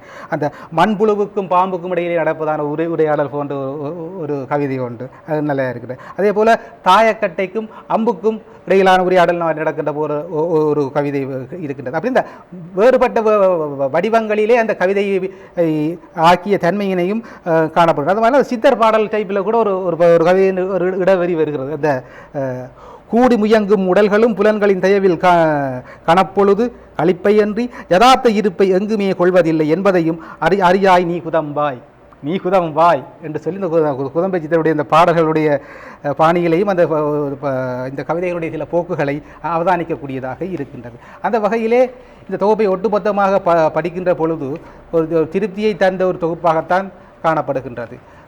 உண்மையில் சொல்ல போனால் அந்த தொலைவில் முன்னுரையில் கிபி அரவிந்தன் குறிப்பிட்டது போல கவிஞனுக்கு தத்துவ பரிச்சயம் இருப்பதனால் தர்க்கமும் அவர் கவிதைகளில் இயல்பாக அசைகிறது. தனது 17 வயதில் ஊரை விட்டும் 22 வயதில் நாட்டை விட்டும் புறப்படும் கவிஞன் தன் அலைதலுக்கூடான வாழ்வனுபவங்களை ஒரு தேர்ந்தெடுத்த மொழியூடாக வெளிப்படுத்துகிறார். இந்த மொழி பிரெஞ்சு இலக்கிய செழுமையை கவிஞன் உள்வாங்கியதன் ஊடாக உருப்பெற்றிருக்க வேண்டும். அந்த வகையில் தாயகத்துக்கு அப்பால் வாழ்ந்து கொண்டிருக்கும் ஒரு சமூக மனிதனின் ஆன்மாவை, அவனது தொனியை இக்கவிதைகள் உணர்த்தி நிற்கின்றன என்றால் அது மிக இல்லை. அந்த தொகுப்புக்கு எழுதிய வரிகள் இந்த தொகுப்புக்கும் அவருக்கு பொருந்துகின்றது என்று கூறி வாய்ப்பளித்த அனைவருக்கும் நன்றி கூறி விடைபெறுகிறேன். நன்றி, வணக்கம். அடுத்து தனது கருத்துக்களை முன்வைக்க வருகிறவர் திரு மயூரரூபன். மிக கனதியான சிந்தனைகள், கருத்தோட்டங்கள் அவரை அடையாளப்படுத்தும் என்று கூறி இந்த ஒப்பாரி என்ற தொகுப்பு பற்றி அவருடைய மனப்பதிவுகளை தருவார். கானா வாசுதேவன் அவர்களுடைய இந்த ஒப்பாரி கவிதை தொகுதி வெளியீட்டு நிகழ்விலே கலந்து கொண்டிருக்கின்ற அனைவருக்கும் வணக்கம். வாசுதேவன் அவர்களை நான் நேரடியாக சந்திக்கவில்லை, ஆனால் முகநூலில் நண்பராக இருக்கிறார். நான் நினைக்கிறேன் அவர் ஒரு தொப்பி அவருக்கு ஒரு அடையாளமாக இருக்கும் என்று நான் நினைக்கிறேன். அந்த தொப்பியோடு தான் அவரை கண்ட ஒரு ஞாபகம் இருக்குது. அடிக்கடி அவருடைய கவிதைகளை அதில் பார்க்கக்கூடிய மாதிரியும் இருந்திருக்குது. வாசுதேவன் என்றவர் யார் என்றது ஒரு கவிதைகளால், அவருடைய இந்த தொகுதிகளால் நாங்கள் பார்க்க வேண்டிய ஒரு தேவை இருக்குது. அது எப்படியான ஒரு பிரகடனத்தை அவர் செய்திருக்கிறார் என்றது மிக முக்கியமானது. எல்லா தத்துவமும் இன்னொரு தத்துவத்தை மறைத்து வைத்திருக்கிறது. ஒவ்வொரு கருத்தும் ஒரு மறைவிடமாக உள்ளது. அனைத்து வார்த்தையும் ஒரு முகமூடியாக உள்ளது. இது நீட்சே சொல்லுகின்ற ஒரு வார்த்தை. இதை வாசுதேவன் தன்னுடைய தொகுதியிலே பயன்படுத்தி இருக்கிறார். அவருடைய அடிப்படையான எண்ண ஓட்டம் இதிலிருந்து வெளிப்பட்ட ஒன்று. வாசுதேவன் இந்த கவிதைகளிலே மறைந்திருக்கிறார், அவர் அதை வெளிப்படுத்துகிறார், மறைந்திருந்து அதை வெளிப்படுத்துகின்ற ஒரு வடிவமாக நாங்கள் இந்த கவிதைகளை பார்க்கலாம். கவிதையை பற்றி வாசுதேவன் என்ன சொல்லுகிறார்? எப்போதும் போலவே நான் ஒரு முரட்டு காவாலி, என் நிர்வாண மொழியில் மரணத்தின் தெளிவிருக்கும், முழுமதியில் கரை இருக்கும். இது ஒரு அவருடைய கவிதை தொடர்பான, அவருடைய பார்வை தொடர்பான ஒரு பிரகடனம். எப்போதும் போலவே நான் ஒரு முரட்டு காவாலி, என் நிர்வாண மொழியில் மரணத்தின் தெளிவிருக்கும், முழுமதியில் கரை இருக்கும். அது நீங்கள் பிழையும் இருக்கலாம், ஆனால் அது ஒரு அச்சொட்டாக எப்படி இருக்கணும், மரணம் போல அது எப்படி இருக்கணும்ன்றதை தன்னை வெளிப்படுத்தி நிற்கும் என்ற ஒரு விஷயத்தை அவர் பிரகடனப்படுத்துகிறார். அதுக்கு முரணாக இன்னொரு விஷயத்தையும் அவர் சொல்கிறார். எப்படின்னு சொன்னால், நான் ஒரு இருட்டறை, என் பிரகடனங்களின் வரிகளுக்கிடையில் வாசிக்க தெரியாதவர்கள் தயகூர்ந்து தொலைவில் நில்லுங்கள். இது அவர் சொல்லுகின்ற இன்னொரு விடயம். நான் ஒரு இருட்டறை, என் பிரகடனங்களின் வரிகளுக்கிடையில் வாசிக்க தெரியாதவர்கள் தயகூர்ந்து தொலைவில் நில்லுங்கள். இதோட கவிதை வரிகளுக்குள்ளே அவர் சொல்லுகின்ற அவரை பற்றிய ஒரு பிரகடனமாக நான் பார்க்கிறேன். இந்த கவிதைகள் ஏற்கனவே சொல்லப்பட்டது போல தலைப்பில்லாத கவிதைகள். தலைப்பில்லாத கவிதைகள் என்பது ஒரு விரிந்த தளத்தை எங்களுக்கு தரக்கூடியதாக இருக்கும், ஒரு விரிந்த அனுபவத்தை, அல்லது வாசகன் தனக்குரிய வகையிலே ஒரு ஒரு ஒரு சொல்லப்பட்ட மையத்தை விட்டு தனக்குரிய ஒரு விடயத்தை அணுகிறதுக்குரிய வாய்ப்பை கொடுக்கும். இதுதான் என்றது என்று இல்லாமல் இப்படி இருக்கும். இன்னொரு விதத்தில் இன்னொரு விஷயம் இருக்குது. என்ன சொன்னால், இந்த பேருறது என்றது இது இந்த கவிதை என்றது நாங்கள் அடையாளப்படுத்துகிற ஒரு பிரச்சனை உண்டு, அங்கே இருக்க பார்க்கும். அப்படி ஒரு தேவை வாசுதேவன் அடையாளமே அந்த அடையாளமின்மையை வலியுறுத்தல் என்ற ஒரு விஷயமாகவும் இருக்கும். அடையாளம் என்றது ஒரு அதிகாரத்தின் அடிப்படையாக அமையக்கூடியது. அப்போ அதின் வெளிப்பாடாக சில விஷயங்களை நாங்கள் இதுக்களை பார்க்கலாம். சரி, இந்த ஒப்பாரி என்றது இந்த தொகுதியை நீங்கள் பார்க்கலாம். ஒப்பாரி எனக்கு இந்த சிவத்தை பொட்டு மட்டும் எனக்கு இந்த தொகுதியில் கொஞ்சம் ஒவ்வாத தன்மையாக இருக்கிறது. வாசுதேவன் நடந்து போகிறார்ன்ற மாதிரியான ஒரு விஷயம், ஒரு தனிமையில், ஒரு ஒரு ஒரு இதில், ஒரு புகாரான இதில், ஒரு பாதையில் நடந்து போகிறார். இந்த கவிதையினுடைய ஒரு புகைமூட்டமான ஒரு ஒரு ஒரு விஷயத்தை நாங்கள் அதுக்கு கண்டடையலாம். இது இந்த பொட்டு சொல்லுகின்ற அல்லது ஒரு சிவப்பு பொட்டு சொல்லுகின்ற ஒரு ஒரு விஷயம் என்னன்றது ஒரு விஷயம் அதுக்குள்ள இருக்குது. அது யோசிக்கலாம். சரி, ஒப்பாரி என்றது எங்களோட மரபிலே எங்களுக்கு தெரிஞ்ச ஒரு விஷயம். அதை நாங்கள் பார்க்கலாம். ஒப்பாரி எங்களுக்கு தெரியும், நாங்கள் ஒப்பாரியை எப்படி கையாண்டிருக்கிறோம், எப்படி பாடுறோம் என்ற ஒரு விஷயம் இருக்குது. ஒரு இந்த பிரெஞ்சு மரபிலே அல்லது ஆங்கிலேய மரபிலே ஒரு இந்த கையறு நிலைப்பாடல் அல்லது இரங்கற்பாடல் என்ற ஒரு விஷயத்தை பயன்படுத்தி இருக்கிறார்கள். எங்கள்கிட்டையும் அப்படியான விஷயங்கள் இருக்குது. அது எப்படி என்று சொன்னால், நாங்கள் சொல்கிறோம் அந்த இரங்கற்பா வடிவிலான ஒரு விஷயமாக பார்க்கலாம். ஒருவர் இறந்து போனால், வளமையான விஷயம்தான், ஒரு இறந்து போனால் அவருடைய பெருமைகளை, அவருடைய விஷயங்களை நாங்கள் சொல்லுகின்ற ஒரு விஷயமாக இருக்கும். ஒப்பாரிக்கும் அப்படியான ஒரு பண்பு இருக்குது. நல்ல பண்புகளை சொல்லுதல் என்ற ஒரு விஷயம் மிக முக்கியமான ஒரு விஷயமாக சொல்லப்படும். சில நேரத்தில் அதை திட்டி பாடுறதும் நாங்கள் அதை பார்க்கலாம். அந்த ஒப்பாரிகளை அந்த விஷயங்கள் இருக்குது. இப்போ வாசுதேவன் சொல்லுகின்ற ஒப்பாரி என்றது என்ன? அது மிக முக்கியமானது. இதை பார்த்தீங்கன்னு சொன்னால், அதுலேயும் ஒரு விஷயம் அவர் சொல்கிறார். என் அம்மா ஒரு ஒப்பாரி பரிகாரி, என் சோகம் பிழிந்தென் மீதே ஊற்றி சாபம் கலைக்கும் கலையை அவரிடமிருந்து தான் கற்றுக்கொண்டேன். என் அம்மா ஒரு ஒப்பாரி பரிகாரி, என் சோகம் பிழிந்தென் மீதே ஊற்றி சாபம் கலைக்கும் கலையை அவரிடமிருந்து தான் கற்றுக்கொண்டேன். அப்போ இந்த விஷயம் தெரியுது. இந்த ஒப்பாரி என்னன்றது எங்களுக்கு தெளிவாக என்னன்னு சொன்னால், ஒரு சோகம் என்ற ஒரு விஷயம், அதை என் மீதே நான் பிழிந்து அதை வெளிப்படுத்தி கொள்ளுதல் என்ற ஒரு விஷயம், அதை நான் சொற்களுக்கூடாக மொழியினூடாக ஒரு கவிதை வடிவில் வெளிப்படுத்துகின்ற ஒரு விஷயமாக இந்த ஒப்பாரி அமைஞ்சிருக்குன்னு சொல்லி நாங்கள் அடையாளம் காணலாம். இந்த தொகுதியினுடைய மிக முக்கியமான ஒரு விஷயம் என்னென்னு சொன்னால், வாசுதேவன் தான். அது அவர்தான். அவருடைய பிரதானமான நான் என்ற ஒரு விஷயம் இந்த கவிதையினுடைய 118 பக்கங்கள் நினைக்கிறேன். நான் சும்மா சொல்கிறேன், நான் 118 கூட நினைக்கிறேன், 118 பக்கம் தான். அப்போ 118 பக்கங்கள்லையும் வாசுதேவன் தான் இருக்கிறார், வேறு ஒரு தரமே இல்லை. அவர் நான் என்ற அந்த துணியில், நான் சொல்கிறேன் என்ற துணியில் அவர் வெளிப்பட்டு நிற்கிறார். அது மிக முக்கியமான விஷயம். அப்போ இந்த ஒப்பேரியினுடைய தன்மைகள்லையும் அது ஒரு விஷயம் இருக்குது. ஆனால் ஒப்பேரிக்கு இருக்கிற ஒரு கூட்டு மனநிலை இங்கே இல்லை. இந்த தொகுதியில் அந்த ஒப்பேரி கொண்டிருக்கக்கூடிய ஒரு என்னன்றது ஒரு பெர்ஃபார்மன்ஸ், ஒரு அழிக்க நிலையில் நாங்கள் கொண்டிருக்கக்கூடிய ஒரு கூட்டு உள்வாங்கலை, மாரடிக்கிறதோ அல்லது சேர்ந்து அழுகிறதோ அல்லது கூட்டு நிலையில் இருந்து கொண்டு தன்றதோ அப்படியான ஒரு விஷயம் இதுக்குள்ள இல்லை. அது இந்த வடிவத்துக்கு சாத்தியம் இல்லைன்ற ஒரு விஷயம். இன்னொரு விஷயம், அவருடைய மனநிலையில் அந்த கூட்டுநிலையை விரும்பாத ஒரு விஷயம், ஒரு தனிமையிலே இருத்தல், தனிமையை பேசுதல், தனிமையிலிருந்து தனிமையினுடைய வலிகளையும் துன்பத்தையும் சோகத்தையும் கொண்டு வருதல் என்ற மாதிரியான ஒரு விஷயம் இதுக்குள்ள வெளிப்பட்டு நிற்கிறத நாங்கள் அடையாளம் காணலாம். அது ஒரு மிக முக்கியமானது. இதுக்குள்ள அடையாளம் காணக்கூடிய விஷயங்கள்ல இருந்து இது எப்படி ஒரு கூட்டு நெஞ்ச வகையில் உருவாக்கப்பட்டிருக்குன்னு சொல்லி நாங்கள் பார்த்தோம்னு சொன்னால், ஒன்று நான் முதலே சொன்ன மாதிரி நான் என்ற ஒரு விஷயம், நான் என்ற ஒரு விஷயம் அடையாளப்படுத்தப்படுகிறது. இதுக்குள்ள பார்த்தோம்னு சொன்னால் ஒரு பறவை, ஒரு பயணம், ஒரு தனிமை, அதுக்குள்ள வர்ற அபத்தம், அதுக்குள்ள வர முரண்கள், இப்படியான விஷயங்கள் எல்லாம் இதுக்குள்ள ஊடுபாவா இருந்து கொண்டே இருக்குது. சிலதை பார்க்கலாம். ஒளியும் காற்றும் மனதில் பதிந்தவோர் உணர்வும் இன்மையனில் மலருமில்லை மனமுமில்லை, மலரும் மனமும் மனமும் நான் இல்லை.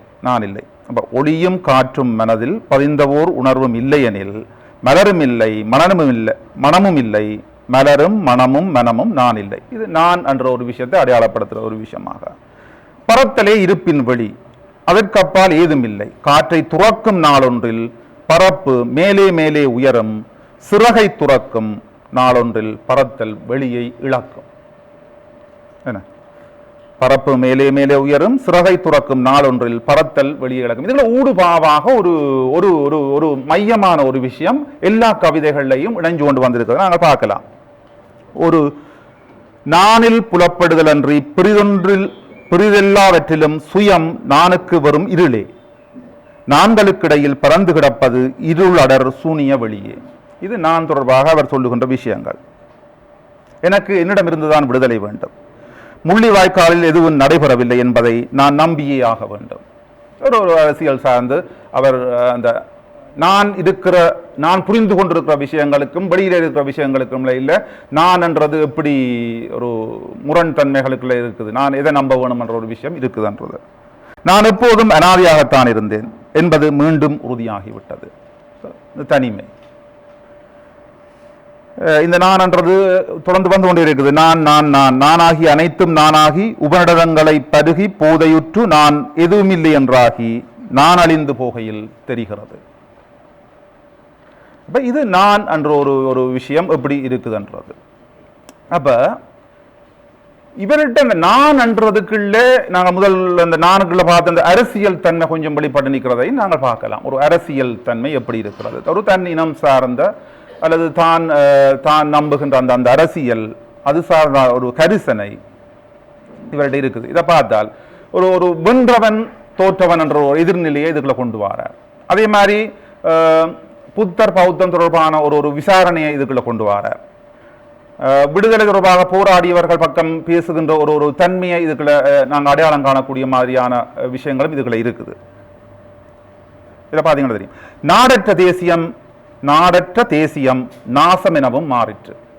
நாடற்ற தேசியம் நாசம் எனவும் மாறிற்று. பௌத்தத்தை பேணுதற்காய் புத்தனை தினமும் கொள் என்பவர்களில் கைதியாயிருக்கும் உன்மீது எனக்கு புகார் இல்லை.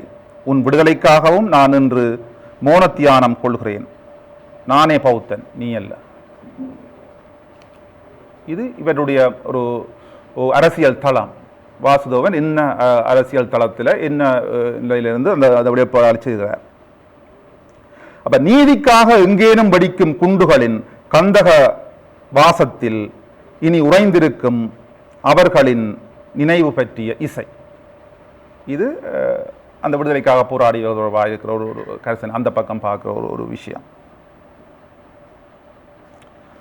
இப்போ இப்படி நிறைய கவிதையில் உதாரணம் நான் காட்டுறதுலும் பார்க்க, இப்போ நான் என்ற ஒரு விஷயத்தை பார்த்துக்கேன், அரசியல் என்ற ஒரு விஷயத்தை பார்க்க, இவர் ஒரு வெளி, அந்த ஒரு வெளி மீது ஒரு அதிக பற்றி இருக்குது. இவர் சொல்லுகின்ற வெளி, அந்த வெளியை அடிக்கடி அவர் சொல்லி கொண்டு வரார். இந்த கவிதையில் பார்த்தீங்கன்னு சொன்னால் அந்த வெளிக்குரிய ஒரு பாத்திரம் மிக அதிகமாக இருக்கிறத நாங்கள் பார்க்கலாம். பெருவெளிக்குள் இறுகச் செருகப்பட்ட ஒரு சிறுவெளியில் என் சுதந்திரங்கள் அனைத்தும் சூறையாடப்பட்டு விட்டன. இதுக்குள்ள நாங்கள் சொல்லுவ தலைப்புகளில் ஊடாடுகின்ற அல்லது உள்ளுரைந்திருக்கிற ஒரு விஷயத்தை கவனிக்கணும். நான் அதை சொல்லிக் கொண்டு போறேன். இன்னொன்று, வெளிகளை அள்ளி அள்ளி பருகி கொண்டிருக்கிறது பயணம், அதிவேக தொடர்ந்து அதனுள் ஆழ புதைந்து கொண்டிருக்கிறது. அப்படி நிறைய இருக்குது. ஏமாற்ற பெருவழிகளின் காணல் நீர்களில் மூழ்கி மூச்சடங்கி என் மொழிகளை இழந்து கொண்டிருக்கிறேன். இது அந்த வெளி தொடர்பாக அவர்கிட்ட இருக்கக்கூடிய ஒரு பிரஜை. அதை அவர் எப்படி வெளிப்படுத்துகிறார் என்ற ஒரு விஷயத்தை நாங்கள் பார்க்கலாம். இன்னொன்று, அந்த விடுதலை தொடர்பாக அவர் கொண்டிருக்கிற ஒரு விஷயம். அது எப்படி இருக்குமென்னு சொன்னால், ஞாபகம் இருந்ததாக கூட ஞாபகம் இல்லாதிருத்தல் விடுதலையின் உயர்நிலை என்பதை ஞாபகம் உள்ளோர் மாத்திரமே அறிவர். மொழியினுடைய அந்த பயன்பாட்டு தன்மையை நீங்கள் கவனிக்கணும். இருக்குல்ல, ஞாபகம் இருந்ததாக கூட ஞாபகம் இல்லாதிருத்தல் விடுதலையின் உயர்நிலை என்பதை ஞாபகம் உள்ளோர் மாத்திரமே அறிவு. இது அரசியல் கவிதை, ஒரு அரசியல் தன்மை. நான் என்னுடைய அந்த வகைப்பாட்டுக்காக நான் சில வேற வகைகளை கொண்டு வரேன். பிரயத்தனமின்றி புறப்படும் ஆவி என்பது ஒரு உன்னதமான சுதந்திர பிரகடனம். சரி, இவர் சொல்ற விடுதலை எது என்றதுக்கு நாங்கள் அங்கே வருவோம் பிறகு. ஸோ இது ஒரு விஷயம். இதுக்கு பிறகு கடவுள் என்ற ஒரு விஷயத்துக்குள்ள இவர் அதிகம் வினை கட்டிருக்கிறார். இந்த கடவுள் என்றது ஒரு கடவுள் நம்பிக்கையற்ற அல்லது ஒரு கடவுள் உருவாக்கப்பட்ட ஒரு தேவையற்ற விடயம், அது அப்படியான ஒரு அபத்தம் என்ற மாதிரியான ஒரு வெளிப்பாட்டு முறை, அந்த நம்பிக்கை, அந்த எண்ணம், அதனுடைய தொடர்ச்சிகள் எல்லாம் இந்த கவிதைகளுக்குள்ள நாங்கள் அடையாளம் காணக்கூடிய மாதிரி இருக்கும். சம்பவங்களுக்கு காரணம் தேடுதல் கடவுளை தேடுவதை போன்று அபத்தமானவை. ஒரு சம்பவமாகவே மனதில் படியும் போதுன்னு சொல்லி அவர் சொல்றார். இன்னொன்று, நான் ஏற்கனவே கொள்ளி வைத்து விட்ட கடவுள்களின் நிழல்களில் வாழும் கயவர்கள் சார்பில் இரக்கம் கொள்வதன்றி வேறு அறிவேன் என்று சொல்லி இன்னொன்று வருது. எப்போதுமே கண்டிராத ஒரு பாவை வழியின் காணல் நீரில் தாகம் கொள்வது போல கடவுளை தேடினேன். இது இன்னொரு முரண். கடவுள் நம்பிக்கை இல்லை, ஆனால் ஒரு சந்தர்ப்பத்திலே அவர் கடவுளை தேடுறார். அதையும் சொல்றார். அது பாறை வழியில நீரை தேடுறதுக்கு சாத்தியம் இல்லை, ஆனால் கடவுளை நான் அதுக்குள்ள தேடுறன்ற மாதிரியான. இப்படி மனிதர்களுக்கு கொடுத்த இருப்பின் தவிப்பே மனிதர்களை கடவுள்களை உருவாக்க பணித்தது. இது நேரடியாக ஒரு பிரகடனமாக கடவுளை பற்றி இவர் சொல்லுகிறார். இன்னொரு விஷயம் தத்துவம். அது ஒரு பிரதானமான இந்த தொகுதியினுடைய ஒரு பிரதான பாத்திரத்தை எடுக்கக்கூடிய ஒரு விஷயம். இந்த தத்துவம், அரசியலும் தத்துவமும் இணைந்திருக்கிற ஒரு தொகுதியாக நாங்கள் இதை அடையாளம் காணலாம். அது மிக முக்கியமான ஒரு விஷயம். சில அவர் சொல்லுகின்ற கவிதையினுடைய முத்தாய்ப்பா அல்லது ஒரு கோட் மாதிரியான ஒரு விஷயத்தை அவர் அதுக்குள்ள சொல்லுவார். எண்ணுவதை நிறுத்திவிட்டாலோ எண்கள் தீர்ந்துவிடும், எண்ணாதிருப்பது என்பது இல்லாதிருப்பது. அதை சொல்ற சந்தர்ப்பம் வாழ்க்கையினுடைய முடிவு தான். அது எல்லா கவிதைகளையும் நீங்கள் பார்த்தீங்கன்னா தெரியும். விடுதலை, இந்த இப்படியான விஷயங்கள் எல்லாம் கடைசியாக கொண்டு போய் விடுறது அந்த விஷயத்துக்கெல்லாம் போகுது. மனிதர்களில் இரண்டே வகையினர் தான் இருப்பவர்கள் மற்றும் போனவர்கள். தாகமும் தவிப்பும் நிரம்பிய பிரபஞ்சத்தில் ஒழுக்கம் என்பது மானிட அற்பம். இது அவர் சொல்ற ஒரு விஷயம். இது உலகத்துக்குள்ளே அப்படியே எங்க கொண்டு வந்து விடுதுன்னு சொன்னா மரணம், அச்சம் என்ற ஒரு இதுக்குள்ள கொண்டு வந்து விடுற ஒரு தன்மை இந்த கவிதைகளுக்குள்ள இருக்குது. கடைசியா அது சாரமாக அதன் ஒரு விஷயமாக இது ஒரு மரணம் பற்றிய, அந்த தனிமையின் மரணம் பற்றிய ஒரு அச்சம், அந்த தன்மை அதுக்குள்ள ஒரு பிழி சாராக நாங்கள் இதுக்குள்ள கண்டடையக்கூடிய மாதிரி இருக்குது. கிடங்குகள் அச்சமூட்டின, கிடங்குகளை அவசரமாக மூடிவிட்டு என்னை விட்டு தப்பி ஓடி விட்டேன். நோய் கிடங்கு, அதை கவிதையை நீங்கள் தொடர்ந்து வாசிங்கன்னா தெரியும். ஒரு நோய் கிடங்கு, நோயில் அந்த இதில் கண்டுபிடிக்கிறதுல இருக்கிற ஒரு தன்மை. கிடங்குகள் அச்சமூட்டின, கிடங்குகளை அவசரமாக மூடிவிட்டு என்னை விட்டு தப்பி ஓடி விட்டேன். இனி எனக்கு நோய் இல்லை என கூறுவது மட்டுமே போதுமானது. கிடங்குகளை யார் தான் காணப்போகிறார்கள்? அதிர்ந்து விலகி அச்சமுற்ற என் முகத்தை மலசலக்கூட கண்ணாடியில் பார்த்தேன். நான் தான் குமார் என்பதை தெளிவுற தெரிந்து கொண்டேன். குமார் என்ற ஒரு நண்பர் இறந்து போனார். அதுக்கு போன இடத்துல அவர் போய் மலசலக்கூடத்தில் பார்க்கிறார். இறந்த முகம் தெரியுது. ஒரு அச்சம். நீ மட்டும் பிடிவாதமாய் பிரசன்னமாகி நிற்கிறாய். அழகான ஆரம்பங்களால் அலங்கரிக்கப்பட்ட அனைத்து நிழலாக நீ இருப்பதை காணாதிருப்பதற்கு ஒரு வழி சொல். முடிவுகளின் முடிவே புனிதத்தாயே ஓ மரணமே. மரணத்தை கொண்டாடுற ஒரு மரணத்தை எதிர்நோக்குற ஒரு தன்மையை நாங்கள் இதுக்குள்ள பார்க்கலாம். இன்னொரு முறை என் வைன் குவளையை நிரப்பு. ஒமர் கையாம் வருவதற்குள் என் இறுதி முடரை விழுங்கியபடி நான் தப்பி விடுகிறேன் என்ற மாதிரி இன்னொரு கவிதையும் இருக்குது. ஸோ இது ஒரு மரணம், அது தொடர்பான ஒரு அச்சம், அப்படியான ஒரு விஷயத்துக்குள்ள நாங்கள் இதை கண்டடைகிறதுக்கான ஒரு விஷயம் இருக்குது. ஸோ இது நான் இப்போ ஒரு 8 பிரிவுகளுக்குள்ள இதை கொண்டு வரேன். இதை கொண்டு வந்துட்டு நான் கொண்டு வர ஒரே ஒரு விஷயம், இந்த அவருடைய தனிமை, அவருடைய எண்ணங்கள், அவருடைய இந்த அரசியல், இதெல்லாம் அரசியல் தார விஷயங்கள், வெளியிலிருந்து எங்களுக்கு சொல்லப்படுற அதிகார நிலை கருத்தியல்கள், அது திணிக்கப்படுகிற விஷயங்கள் எல்லாம் கடைசியில் எங்கே என்னத்துக்குன்ற ஒரு கேள்வி அதுக்குள்ள இருக்குது. எல்லாத்துக்குள்ளாலேயும் நான் தனிமைப்படுறேன், இந்த இப்படியான ஒரு சூழலுக்குள்ளேருந்து நான் தனிமைப்படுறேன். தனிமை ஒரு துரத்துகின்ற விஷயமாக இருக்கிறது. அது ஒரு மரணத்தை தருகின்ற ஒரு விஷயமாக இருக்கிறது. இப்போ இந்த கவிதையினுடைய பண்புகளை பார்த்தோம்னு சொன்னால், ஒரு பொதுவாக சொல்வார்கள், இந்த 1940களில் ஒரு எதிர்கவிதை என்ற ஒரு வடிவத்தை சொல்லிச்சினா. அந்த எதிர்கவிதைகள் என்ற ஒரு வடிவத்தினுடைய பண்புகள் எப்படி இருக்கும் என்று சொன்னால், இந்த உணர்ச்சி பாடல்கள் எப்படியான பண்புகளை, எப்படியான உள்ளமைவுகளை கொண்டிருந்ததோ அவலத்தை நிராகரிக்கிற தன்மையை இந்த எதிர்கவிதைகள் கொண்டிருக்கக்கூடியதாக இருக்கும். அது இதனுடைய மிக முக்கியமான ஒரு பண்பாக நாங்கள் சொல்லலாம். உருவகங்கள் அகற்றப்படுகிற ஒரு விஷயமாகவும் இதுக்குள்ள இருக்கும். ஒரு உரைநடை இருக்கும். செய்திகளை சொல்லக்கூடிய ஒரு தன்மை இருக்கும். சாதாரண மனிதனுடன் தொடர்படுகின்ற ஒரு விஷயமாக இதை பார்க்கலாம். அதனுடைய சில கூறுகள், இந்த எதிர்கவிதை பண்புகளினுடைய சில கூறுகளை இவருடைய இந்த கவிதை தொடர்ச்சிகள் அந்த ஒரு கவிதையின் தலைப்பில்லாமல் நான் கவிதை தொடர்ச்சி என்று சொல்றேன். அது கவிதையினுடைய ஒவ்வொரு கவிதைக்கும் தலைப்பில்லாத விஷயங்கள் அந்த கவிதைகளினுடைய மையத்தை அளிக்குது என்று சொன்னால், இவருடைய எழுத்து ஒரு மையத்தை நோக்கி இழுத்து செல்லுகின்ற ஒரு தன்மையை கொண்டிருக்குதுன்றதுதான் மிக முக்கியமான விஷயம். அது மிக முக்கியமான ஒரு விஷயமாக இருக்கலாம். அப்ப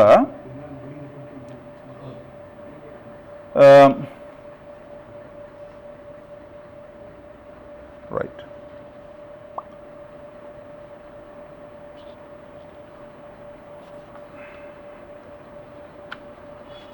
வாசுதேவனுடைய கவிதைகள் பார்த்தோம்னா, கவிதையினுடைய பண்புகளை பார்த்தோம்னு சொன்னால், இந்த சொற்களின் திரட்சி அதிகமாக இருக்கும்.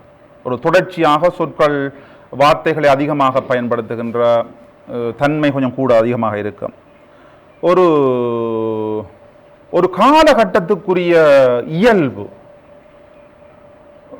ஒரு கவிதையினுடைய ஒரு தற்காலத்தில் இருக்கக்கூடிய இற்றைப்பட்ட வடிவத்துக்கு ஒரு முதல் இருக்கக்கூடிய ஒரு பண்பை அது அவர் வலிந்து செய்தார்னு தெரியா அந்த பிரதிபலிக்கிற ஒரு விஷயமாக இதை நாங்கள் பார்க்கலாம். மிக நிதானமாக, சாவதானமாக, நடந்து போகின்ற, மிக இயல்பாக நடந்து போகின்ற ஒரு தன்மையை நாங்கள் இதுக்குள்ள பார்க்கலாம்.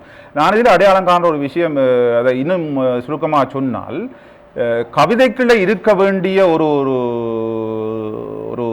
திரவத்தன்மை, ஒரு திரவத்தன்மைன்னு சொன்னால் நாங்கள் அதை எப்படியும் உருவப்படுத்தி கொள்ளலாம். அது அந்த பாத்திரம், எங்கிற பாத்திரத்துக்கு விட்டோம் என்றால் அது இன்னும் அந்த உருவத்தை எடுத்துக்கொள்ளும். அப்போ அந்த திரவத்தன்மை ஒரு அற்ற ஒரு நிலைமையாக நான் இதை பார்க்குறேன். ஒரு திண்மத்தன்மை அதிகமாக இதுக்குள்ள வந்துட்டு தான்ன்ற மாதிரியான ஒரு விஷயம் இதுக்குள்ள இருக்குது. அப்போ அதுதான் இந்த கவிதையினுடைய பண்புகளாக இருக்குது. அப்போ வாசுதேவன் நான் அரசியல், வெள்ளி, விடுதலை, கடவுள், தத்துவம், மரணம் இது எல்லாத்தையும் தன்னுடைய அச்சம், மரணம் என்ற விஷயங்களுக்களால வெளிப்படுத்துகிறார். மூலப்பிரதியற்ற கவிதை என்றது ஒன்று இருக்குது. மூலப்பிரதி வாசுதேவனுடைய கவிதைகள் மூலப்பிரதியற்ற கவிதைகள். மூலப்பிரதியற்ற கவிதைகள் என்றது ரெஃபரன்ஸுக்கு ஒன்று தேவை. நாங்கள் ஏற்கனவே சொல்லப்பட்ட அல்லது ஒரு மாதிரியாக்கப்பட்ட அல்லது ஏதோ ஒன்று கூறப்பட்டவற்ற விஷயங்களுக்குள்ள இருந்து ஒன்று எடுத்து புதிதாக புனைகின்ற தன்மை கொண்ட அல்லது சங்க காலத்தில் அல்லது எங்களோட சித்தாந்தங்களில் அல்லது வேறு வேறு விடயங்களுக்குள்ள இருக்கிற விஷயங்களை ரெஃபரன்ஸ் ஆக்கி சொல்லப்படுகின்ற அப்படியான ஒரு மூலப்பிரதி அற்ற ஒரு கவிதை வடிவமாக நான் இதை அடையாளம் காண்றதுக்குரிய விஷயங்களை இதுக்குள்ள நான் பார்க்குறேன். அதான் இந்த வாசுதேவனுடைய இந்த தொகுதியை பற்றி என்னால் சொல்லக்கூடிய விஷயம். இந்த வாய்ப்பளித்த அனைவருக்கும் நன்றிகளை தெரிவித்து விடைபெறுகிறேன். நன்றி.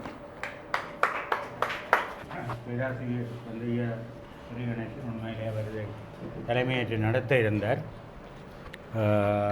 அவருடைய கடமை பழு காரணமாக வர முடியாத நிலையிலே நான் பதிலீடாக இதுவரை இதை நடத்தினேன்.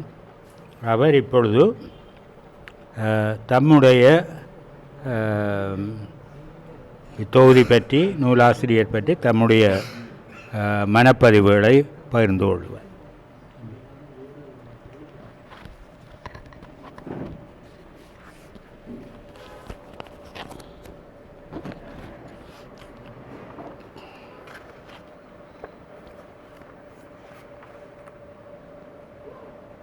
பெரும் மதிப்புக்குரிய அடியனின் குருநாதர்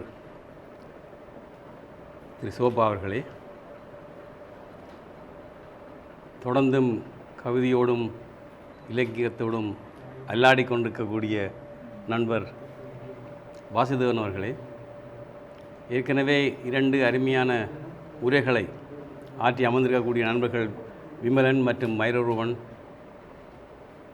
அவர்களே, இங்கே கூடியிருக்கின்ற பெருமக்களே, குறிப்பாக இங்கிலாந்திலிருந்து வருகை தந்திருக்கின்ற நாடகவியலாளர் தம்பதிகளையும் இந்த இடத்துல விசேட வணக்கத்தை கூறி, இந்த நிகழ்வை தலைமையேற்றி நடத்த வேண்டும் என்பது எங்களுடைய கவிஞர் கருணாகரனுடைய அன்பு வேண்டுதலாக இருந்தது. நானும் ஒத்திருந்தேன்.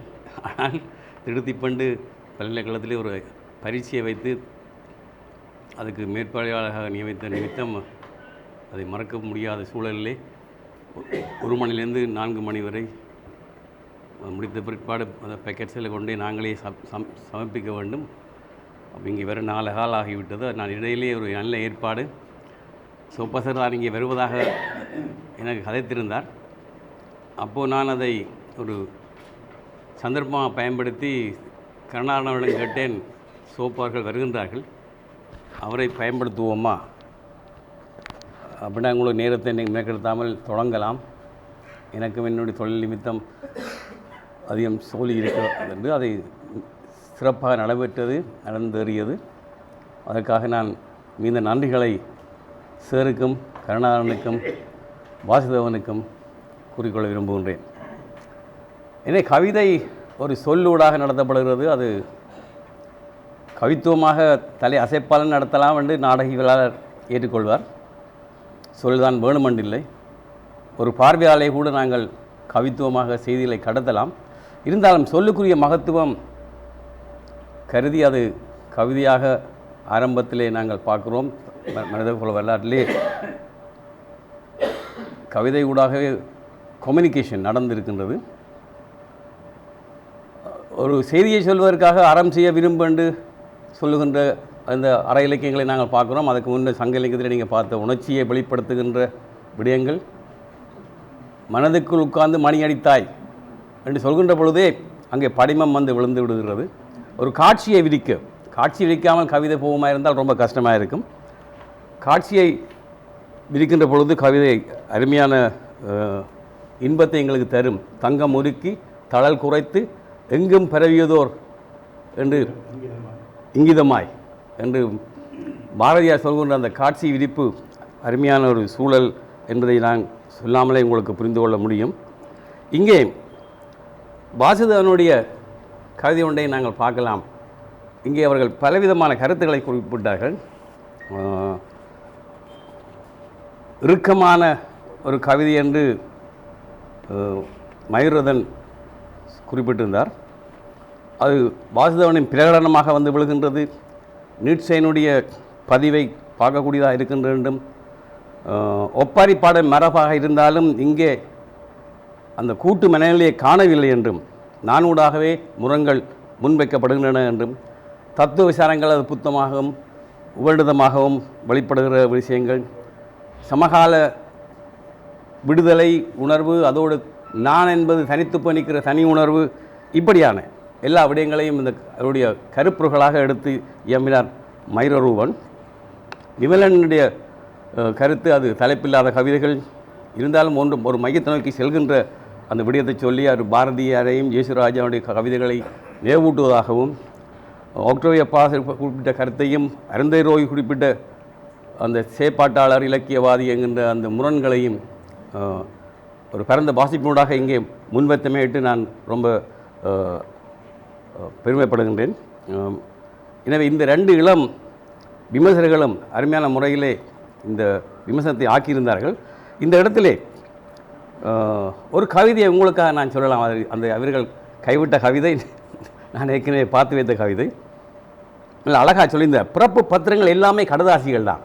ஒரு ட்ராமா செய்யலாம் போல இங்கே தேவராஜா இருக்கிறார். திருமண பத்திரங்கள், இறப்பு பத்திரங்கள் எல்லாமே கடதாசிகள் தான். உறுதிகள், சத்திய பிரமாணங்கள், சட்ட தீர்ப்புகள் எல்லாமே கடதாசிகள் தான். கடதாசிகளில் வாழ்க்கைகள் அங்கி கிடக்கின்றன. இது கடதாசிகளான உலகம். கடதாசிகள் இன்றி எதுவுமே நடைபெறாத உலகம். இது ஒரு பிறப்பு பத்திரம், ஒரு கடதாசி. இதை கொண்டு வந்திருப்பவளின் அழகு உன்னதமாக இருக்கிறது, மொழிபெயர்க்க வேண்டுமாம். பெயர், பிறந்த இடம், பிறந்த தேதி கடதாசிலிருந்து கலன்று சென்று தாவல்கள் அவளுடன் ஒட்டிக்கொள்கின்றன. எந்த வார்த்தை பரிமாறலும் இன்றியே அவள் எனக்கு அறிமுகமாகிவிட்டாள். பிறப்பின் போது தாயின் வயது 18, தொழில் வீட்டு பணிப்பெண். பிறப்பின் போது தந்தையின் வயது 22, தொழில் நெற்பயிர் செய்கை. வட பிலிப்பின் நகரின் ஹகாயன் நதிப்பள்ளத்தாக்கில் ஒரு கிட்டி கிராமம் கண்முன் விரிகிறது. 18 வயது சிறுமி, நெல் வயலில் வேலை செய்யும் இளைஞன், அவர்களின் காதல் என ஒரு காட்சியே பிரியத்தனமின்றி என் மீது படர்கிறது. எப்படி காட்சி இருக்கின்றது பாருங்கள், எப்படி கதை ஓடுகின்றது பாருங்கள், எப்படி வரலாறு பதியப்படுகின்றது பாருங்கள். இந்த எங்கள் பவுனியாவில் பாஸ் நடைமுறை இந்த நேரம் பிந்தனாக்கள் ஒரு நாடகம் போட்டாங்க, எல்லாமே பாஸ். அப்படி தூக்கி வந்து காட்சியிலே அதில் வந்து 25 கேரக்டர்ஸும் 25 பாசத்துக்கு எறிவாங்க எதிர்ப்பா.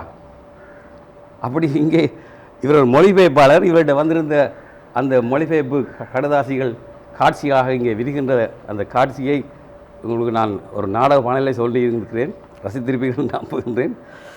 அடுத்து பாருங்கள், இங்கே ஏற்கனவே மயூரவன் சொன்ன கவிதை தான். குமாரின் இறுதி வழி அனுப்புதலுக்கு சென்றிருந்தேன். அங்கு சடங்குகள் செய்தார்கள், தேவாரங்கள் பாடினார்கள், இரங்கலுரை ஆற்றினார்கள், அலட்சியமாகவும் இருந்தார்கள். இலையுதிர் காலத்தில் இறந்து போன குமாரின் பாடையைச் சுற்றி வசந்தகால பூக்கள் வலை விரித்திருந்தன. இலையுதிர் காலத்தில் வசந்தகால பூக்களால் அலங்காரம் செய்யும் பாடைகளின் ரகசியங்கள் பற்றி அறிந்திருந்த ஒரு சிறு வண்டின் அனாமதேய சாட்சியம் எவரினது எந்த புலங்களுக்கு மகப்படாமலே முடிவெளியின் முறைப்புக்குள் முடங்கிக் கொண்டது. பாடைக்கில் படுத்திருந்தான் குமார். இலையுதிர் காலத்தில் பட்டுவிட்ட அவன் மேனியில் வசந்த கால மலைச்செண்டுகளை எல்லோரும் போட்டுவிட்டு சென்றார். என் தடவைக்கு நானும் பாடையில் வசந்த கால மலைச்செண்டுகளை சமர்ப்பித்தேன். கூடியிருந்தோர் அனைவரது முகங்கள் அப்போது குமாரின் முகங்களாக மாறிவிட்டிருந்தன என்பதாக எனக்கு தோன்றியது. அதிர்ந்து விலகி அச்சமுற்ற என் முகத்தை மலசல கூட கண்ணாடியில் பார்த்தேன். நான் தான் குமார் என்பதை தெளிவுற தெரிந்து கொண்டேன். எப்படி இருக்கு கவிதை? ஆக ஒப்பாரி ஏற்கனவே சொன்னது போல ஒரு கூட்டொப்பாரி தனியொப்பரியாக வைப்பது தான் இங்கே உள்ள ஜனாத்த நிலைமை.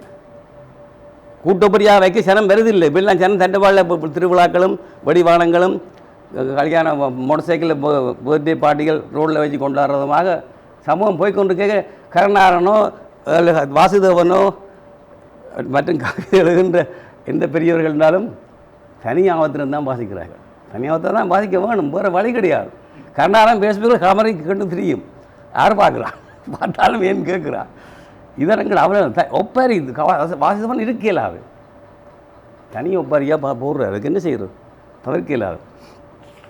இந்த கட்டத்தில் தான் நாங்கள் பார்க்க வேண்டியிருக்கு. ஓசையில் சொல்லை படிக்க வேண்டும் என்கின்ற அடிக்கடி சோப்ப சொல்கிற கவிதை, இந்த ஓசை இங்கே வருகின்றது. நான் வாய்ச்சி காட்டின நோக்கமே அதுதான். இவற்றை கவிதையில் எதுக முனைகளை பற்றி நாங்கள் கவலைப்படுத்தவில்லை, ஆனால் ஓசை இருக்கின்றது, ஓசை வருகின்ற என்ற விடயம்.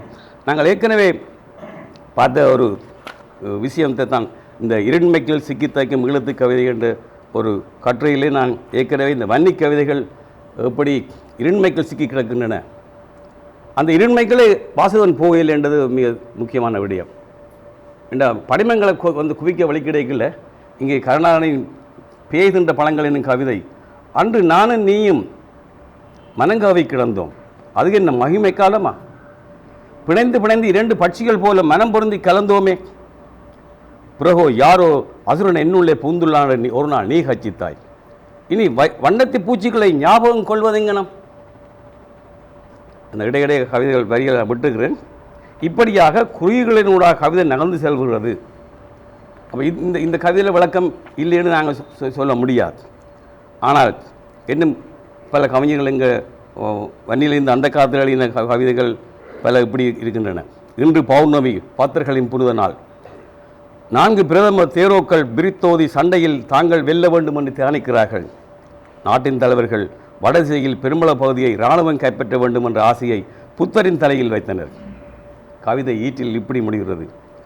புத்தனுக்கு ஞானமளித்த நிலவு, புத்தன் ஞானம் பெற்ற நிலவு உருகி வழிகிறது எதிர்காலமற்று. இங்கு கோஷமோ சம்பவச்சித்திருப்போ வாசனை மயக்கவில்லை, அது சொல்ல வந்த செய்தி முக்கியமாகிறது. இலக்கியத்தின் செல்வழிக்கு அதன் பொருளும் அவசியம் என்பதை யாரும் மறக்க முடியாது. இப்படியாக கவிதையின் ஓட்டங்களை நாங்கள் பார்க்கலாம். இந்த கவிதை ஓட்டங்களை பார்க்க வேண்டிய தேவை எங்களுக்கு இருக்கின்றது. நாங்கள் ஏற்கனவே ஈழத்து கவிதை உலகிலே இருந்த கவிதையினுடைய ஆழம், அது எங்களுடைய மகாவிலே இருந்து நாங்கள் நீலாவணன், இடையில முருகையன் இவர்களுடைய கவிதையில் இருக்கக்கூடிய பார்த்து மரபுகளை பார்த்து பிற சோழக்கிளியிலே வந்து நாங்கள் சேர்ந்தோம். சோழக்கிளியிலே முக்கியமான கவிதை பிரச்சனை வந்தேன்னு சொல்லி அந்த காலத்திலே சண்டை பிடித்திருந்தோம். நான் பாடத்தான் வானம் நிலா செய்யும், இது முக்கியமான ஒரு கவிதை, சோழக்கிளியின் கவிதை. நான் பாடத்தான் வானம் நிலா செய்யும். இந்த உச்சத்துக்கு எந்த கவியனும் போகலை நான் சொல்ல வேணும். ஆனால் அதே வேளையில் அவருக்கு எதிராக வைக்கப்பட்ட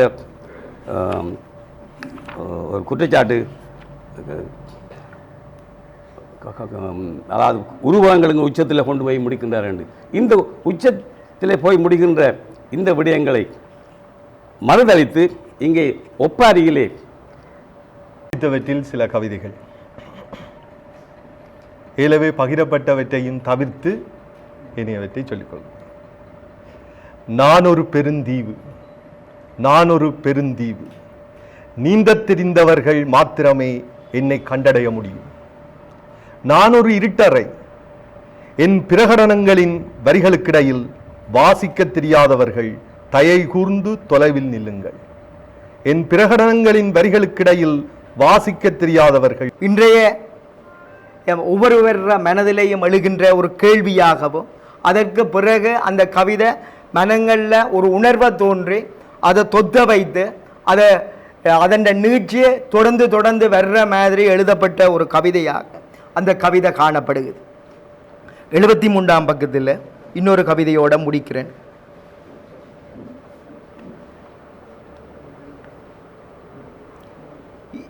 வாசுதேவன்ட காணக்கூடிய இன்னொரு சிறப்பு, மிக முக்கியமான ஒன்று என்னென்னா, அவர் பல நாடுகளை தொடர்பு படுத்தி கவிதைகளை கொண்டுவார்.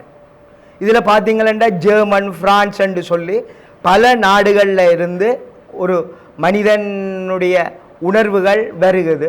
அந்தந்த நாடுகள தொன்மங்களை அந்த கவிதைகள் உள்வாங்கி கொள்ளுதோ. அந்த தொன்மங்களுக்கூடாக கவிதை சொல்லக்குள்ள எங்களுடைய நாட்டினுடைய விடயங்களையும் அது பேசி செல்லும். அந்த இது உண்மையில் ஒரு புலம்பெயர்ந்த ஒருவருக்குத்தான் அந்த தேர்ந்த நுட்பம் இருக்கும். அதென்ற தொடர்ச்சி தான் இந்த கவிதை.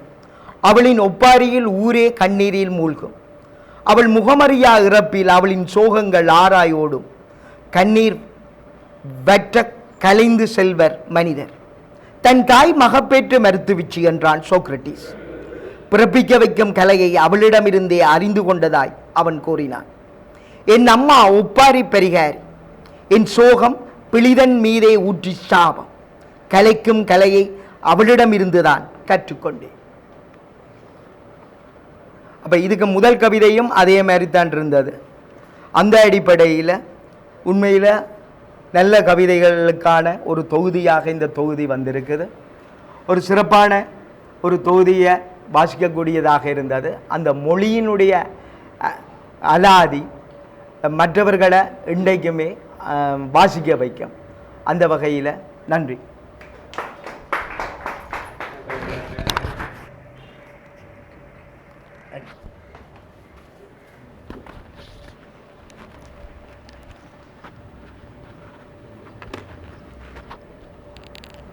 நன்றி ரமேஷ்.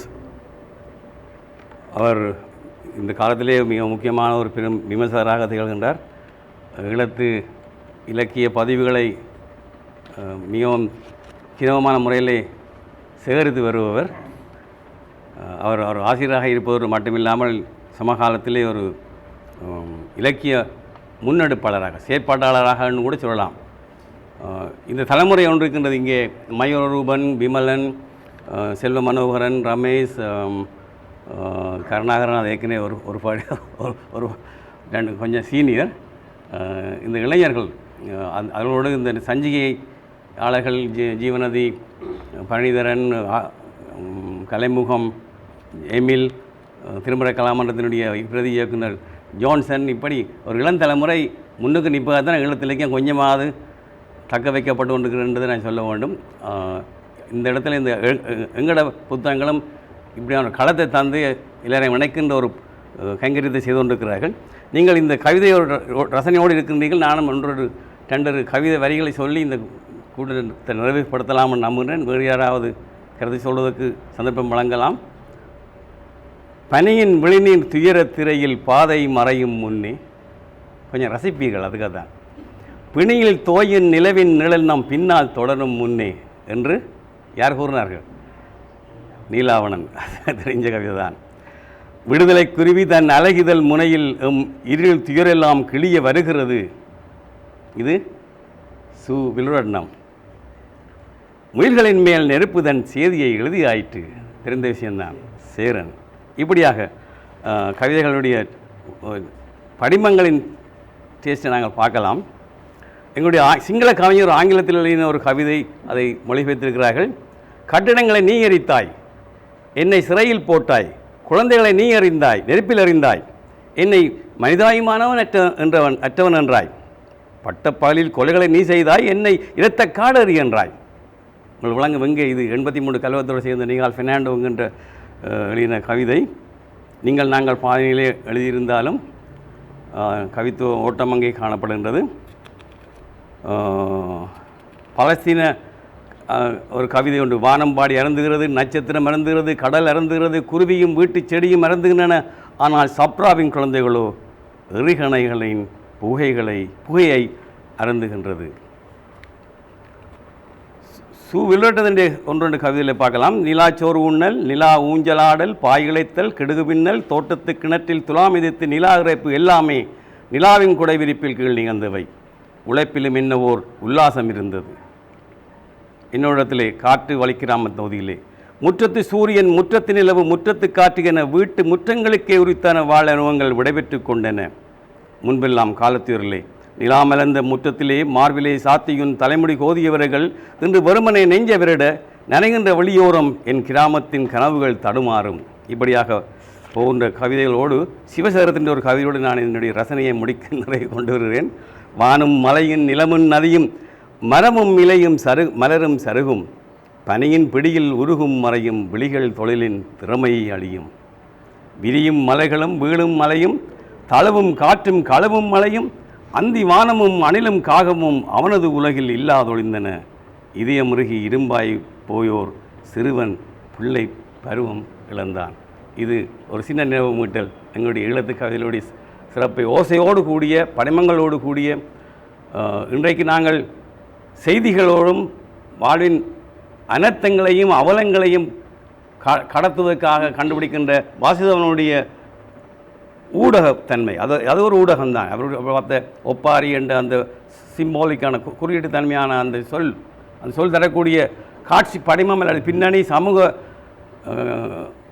அவலம் எல்லாத்தையுமே சேர்த்து அந்த தலைப்பை பார்க்க வேண்டியது. அதுக்கு பின்னால் அவருடைய ஒரு பிழையினான ஒரு தெளிவான நடையோடு போகின்ற அந்த கவித்துவ ஓட்டம் எங்களையும் வசீகரிக்கின்றது என்று கூறி இன்னும் கருத்து கூற விரும்புவர்களுக்கான களத்தை திறந்து விட்டுக்கின்றோம். நீங்கள் இந்த நிகழ்ச்சியை இன்னும் ஒரு அரை மணி நேரத்துக்குள்ளே முடிக்க வேண்டும் என்ற கட்டாயம் இல்லை. நீங்கள் தூர இடத்துக்கு போக வேண்டி இருக்கிறபடினார் அப்படி முடிக்க விடலாம்னு யோசிக்கிறோம்.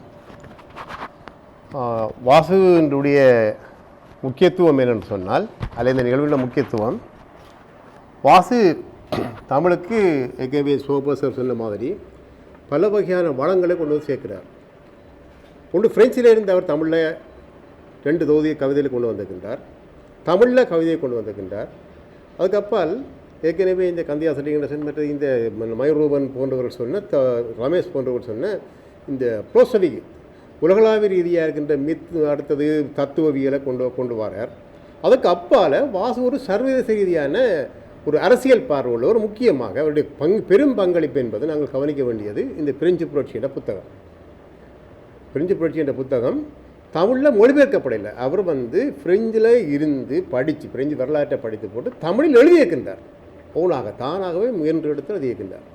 ஆகவே பிரெஞ்சு புரட்சி பற்றிய வாசுதேவனுடைய கண்ணோட்டம், வாசுதேவனுடைய அறிதல், வாசுதேவனுடைய முன்வைப்பாக அது வந்திருக்குது. அது நாங்கள் தமிழில் பார்க்க வேண்டியது. எனக்குரிய 3வது பதிப்பு இன்றைக்கு புத்தகம் இல்லை கையில். அது தமிழ்நாட்டிலையும் சரி தான், இங்கேயும் சரி தான். அது பெரிய பங்களிப்பாக இருக்கின்றது. முதல் பதிப்பு பூவாரசிங்கம் புத்தகம் தானே போட்டதுன்னு, முதல் புத்தகம் ஃப்ரான்ஸில் கூட, 2வது பதிப்பு பூவாரசிங்கம் புத்தகம் போட்டு, இப்போ 3ஆம் பதிப்பில் 4ஆம் பதிப்பு கூட வர வேண்டிய சூழல் இன்றைக்கு இருக்கின்றது. அவ்வளவு மிக முக்கியமான புத்தகம். இவ்வளோத்துக்கும் இந்தியாவில் கூட பிரெஞ்சு புரட்சி என்ற புத்தகம் தமிழில் எழுதப்பட இல்லை. ஆகவே அது மிக முக்கியமான பங்களிப்பு. நாங்கள் அதை இன்றைய காலகட்டத்தில் இன்றைக்கு உலகம் எப்படி அரசியல் ரீதியாக ஒரு கொந்தளிக்கின்ற சூழலுக்கு வந்துக்கின்றது முன்னெப்போதையும் விட. அப்போ கடந்த 2 வாரங்களுக்கு முன்னும் தெரியும் என்ன யாழ்ப்பாணமே கொதிச்சு கொண்டு வருங்கன்னா பெட்ரோலுக்காக என்றால் உலகம் எப்படி கொதிக்கு, உலகத்தின் கொதிப்பு தான் இங்கே. ஆகவே பிரெஞ்சு புரட்சி என்பது ஏறக்குறைய 200 ஆண்டுகளுக்கு முன்னுக்கு நடந்த அந்த வரலாறு என்பது இன்றைக்கும் நடக்கின்ற ஒரு இன்றைக்கு இல்லை எதிர்காலத்தையும் நடக்கப் போகின்ற பல விஷயங்களுக்கான ஒரு படிப்பினையை கொள்கக்கூடிய ஒரு ஆய்வை அல்லது அறிதலை தரக்கூடிய ஒரு புத்தகமாக இருக்கின்றது. வாசுவின் கண்ட்ரிபியூஷன் அறிவு. வாசு அதை கடந்து அவருடைய முதலாவது கவிதை தொகுப்பில் தொலைவிலேயே மிக முக்கியமான கவிதைகளை கொண்டிருக்கின்றார். எனக்கும் வாசுக்குமான உறவு கூட வந்தது அதுக்கு முதல். அதுக்கு பரதேசிகளின் பாடல் என்று சொல்லி ஏற்கனவே இந்த சிலருக்கு அந்த புத்தகம் கிடைச்சிருக்கக்கூடும். பிரான்சில் இருந்து கிபி அரவிந்தன் இவியலரம சேர்ந்து வெளியிடப்பட்ட முகமற்ற கவிஞர்களுடைய கவிதை தொகுப்பு பரதேசிகளின் பாடல் இதே மாதிரியான சிறிய தொகுப்பு தான். ஆனால் ஒரு 32 கவிஞர்களாகும். 32 கவிஞர்கள் முகமற்ற கவிஞர்கள் சொல்லி எந்த கவிஞர்களுக்கும் பேர் இருக்காது. பரதேசிகளின் பாடல் என்று. அப்போ அந்த பரதேசிகளின் பாடல் குறித்து நான் அந்த காலகட்டத்தில் குறிப்பாக 2006, 2005ஆம் ஆண்டு காலப்பகுதியில் அப்பால் தமிழில் ஒரு விமர்சனம் எழுதியிருந்தேன். என்னுடைய அந்த எதிரெண்ட தொகுதியிலையும் இருக்குது, கட்டுரை தொகுதியிலையும் இருக்குது. வாசு அதுக்கும் ரிப்ளை எழுதுகிறார். பதில் ஒரு விவாதம் நடக்கின்றது. இதற்குரிய மோதல் தான் எங்களுடைய உறவின் தொடக்கம் என்பது மோதல் தான். அதான் பிறகு நட்பாக இன்றைக்கு ஒன்றை பயணம் செய்துங்கிறது. இப்போ நான் அவற்றை புத்தகத்தை நான் மகள் பதிப்பது விட கொண்டு வந்திருக்கின்றோம். அதில் வருகின்ற அதுக்கு பிறகு வந்த பரதேசிகளின் பாடல்களுக்கு மிக முக்கியமாக இன்றைக்கும் அது படித்து விவாதிக்க விட வேண்டிய ஒரு புத்தகம்தான். ஏனென்றால் இன்னும் நாங்கள் அந்த முகமற்ற கவிஞர்கள் சொன்னால் புலம்பெயர்ந்தவர்கள் மட்டுமல்ல, நாங்களே முகமற்று போகின்றவர்கள். உலகத்திலே எல்லோருமே முகமற்று போகக்கூடிய ஒரு அரசியல் யதார்த்த சூழல் இன்றைக்கு உருவாகி கொண்டிருக்கின்றது. ஒரு கலாச்சார சூழல் உருவாகி கொண்டிருக்கிறது, துன்பியல் சூழல் உருவாகி கொண்டிருக்கின்றது. ஆகவே அந்த முகமற்று போனவருடைய அந்த புத்தகத்தை நாங்கள் பார்க்க வேண்டியது தேவையாக இருக்கின்றால் பரதேசிகளின் பாடலாகத்தான் ஒட்டுமொத்த உலக சமூகத்தினுடைய பாடல்களும் இருக்க போகின்றன. இருக்குமா என்ற கேள்வியை கூட அந்த புத்தகம் பார்க்கலாம். ஆனால் கோப்பி இருக்க வேணும் பாஸ். என்ன கொஞ்சம் கொப்பி இருந்தால் எடுத்து பார்க்கலாம். கிபி அரவிந்தனாக்கள் அந்த காலகட்டத்திலே கொண்டு வந்தார்கள். ரெண்டாவது அவருடைய தொலைவில் என்ற தொகுதி, இது 2ஆம் பதிப்பு வந்திருக்கு நினைக்கிறேன். இதில் வருகின்ற கோடோவுக்காக காத்திருத்தல் புலோசிக்கலான கவிதை, மிக முக்கியமான கவிதை அது. அது மாதிரி அராலி வழியில் துளைந்து போன ஒரு கருப்பு பட்டியை பற்றி ஒரு கவிதை வரும்போது சரியான இம்ப்ரெஷன். இந்த புலம்பெயர்ந்த அவரை வெறுமனே அந்த பிளாக்கணம் என்று சொல்ல போகிற அப்படி அல்ல, அதுக்கு அப்பாலும் உலகளாவிய அந்த புலப்பெயர்வை, தனிய தமிழருடைய புலப்பெயர்வு மட்டுமல்ல, வரலாறு முழுவதுக்கும் இருக்கின்ற உலகளாவிய புலப்பெயர்கின்ற துயரத்தையும் அந்த நிலையையும் அந்த வாழ்க்கையினுடைய பல பரிமாணங்களையும் அது கொண்டு வருது. ஒரு காலகட்டத்திலே புலம்பெயர்ந்தவர்கள் தங்களுடைய துயரங்களை எழுதினார்கள், நிலத்தை விட்டு உறவுகளை விட்டு போனோன்னு சொல்லி. ஆனால் இன்றைக்கு பார்த்தால் புலம்பெயர்ந்தார்கள் வசதியாக வாழ்கிற மாதிரி ஒரு மனப்பிம்பம் அல்ல கருத்து நிலை வலுவாக இந்த சமூகத்தில் இருக்குது. ஏன்னா வெளிநாட்டுக்காரன் வந்தான் வீடு கட்டுகிறான், வெளிநாட்டுக்காரன் வந்தால் தான் வாகனத்தோட இந்த நாங்கள் ஊருக்குள்ளே இருந்து கொண்டு இங்கே ஊர் இலங்கையை சுற்றி பார்க்க முடியல, அவர்களாம் வந்து பார்க்கின்றார் என்ற மாதிரி ஒரு மனச்சித்திரம் உருவாகி கொண்டிருக்கிறார். ஆனால் அவர்களுக்கு தெரியும், அவர்களுக்கு தான் தெரியும் அவர்களுடைய துயரங்களின் பிரச்சனைகளும். ஆகவே நாங்கள் இந்த உரையாடலை நானே இப்படி ஒரு பரந்தப்பட்ட ஒரு வைல்டாக சொல்கிறேன்னு சொன்னால், அடுத்த வருகின்ற உரையாடல் என்பது ஏறக்குரிய வாசுதேவனுடைய இந்த பெரும் பிராந்தியம்தான். அவர் தத்துவத்துக்குள்ளே போயிருக்கின்றார், உலக வரலாற்றுக்குள்ளே போயிருக்கின்றார், பிரெஞ்சு புரட்சிக்கு போயிருக்கின்றார், தன்னுடைய கவிதைகளை புலம்பெயர் வாழ்விலிருந்து உலகளாவிய அரசியலுக்களாலேயும் வரலாற்றுகளாலேயும் ஐதியங்களுக்களாலையும் போயிருக்கின்றார். ஒரு பெரும் பரப்புகளால் வாசு ஊடாடி கொண்டிருக்கின்றார். ஆகவே நாங்கள் வாசுவை வாசிப்பது என்பது இந்த சிறிய தொகுதியை மட்டும் வாசிப்பதல்ல, ஒரு பெரும் பரப்பை வாசிப்பது, ஒரு பெரும்பரப்பை வாசிப்பது நான் கொண்டாடுவது. ஏன்னா இந்த மாதிரியான ஆளுமைகள், நான் வாசுவை வச்சுக்கொண்டு சொல்லவில்லை, இந்த மாதிரி ஆளுமைகள்லாம் தேவை. எப்படி இங்கே ஒரு பெரிய ஆபிரிக்க கவிதைகள், தென்னிலங்க கவிதைகள், இப்போ ஏற்கனவே நாங்கள் இதில் பேசின மாதிரி தென்னாசிய கவிதைகள், கந்தியாசிரியர் இருக்கலாம், சோபஸ்கராக இருக்கலாம், இந்த இதுக்குள்ள வந்துக்கலாம், அதாவது தெலுங்கிலிருந்து வந்த கவிதைகள், இப்படி ஒரு பெரிய பரப்பங்களுக்கு கிடைக்கின்றது. ஒரு 200 வருஷத்துக்கு முதல் எங்களுக்கு பெரிய அளவுக்கு அப்படி கிடைக்கல. ஆனால் எங்களுக்கு வெளிநாட்டிலிருந்து சாக்லேட்டும் பிஸ்கி போத்திலும் உடுப்புகளும் ஃபோனும் மட்டுமல்ல, ஐபேட்டும் மட்டுமல்ல, இதுதான் ஆகப்பெரிய பொக்கிஷங்கள் இந்த மாதிரி எங்களுக்கு கொண்டு வந்து சேர்க்கின்றது. பாரதி சொன்னது மாதிரி திக்கட்டும் செல்வீர் கலை செல்வம் யாவும் கொண்டு வருகிறது. ஆனால் எங்களுக்கு இந்த கலை செல்வத்தை விட்டுட்டு மற்ற எல்லா செல்வத்தையும்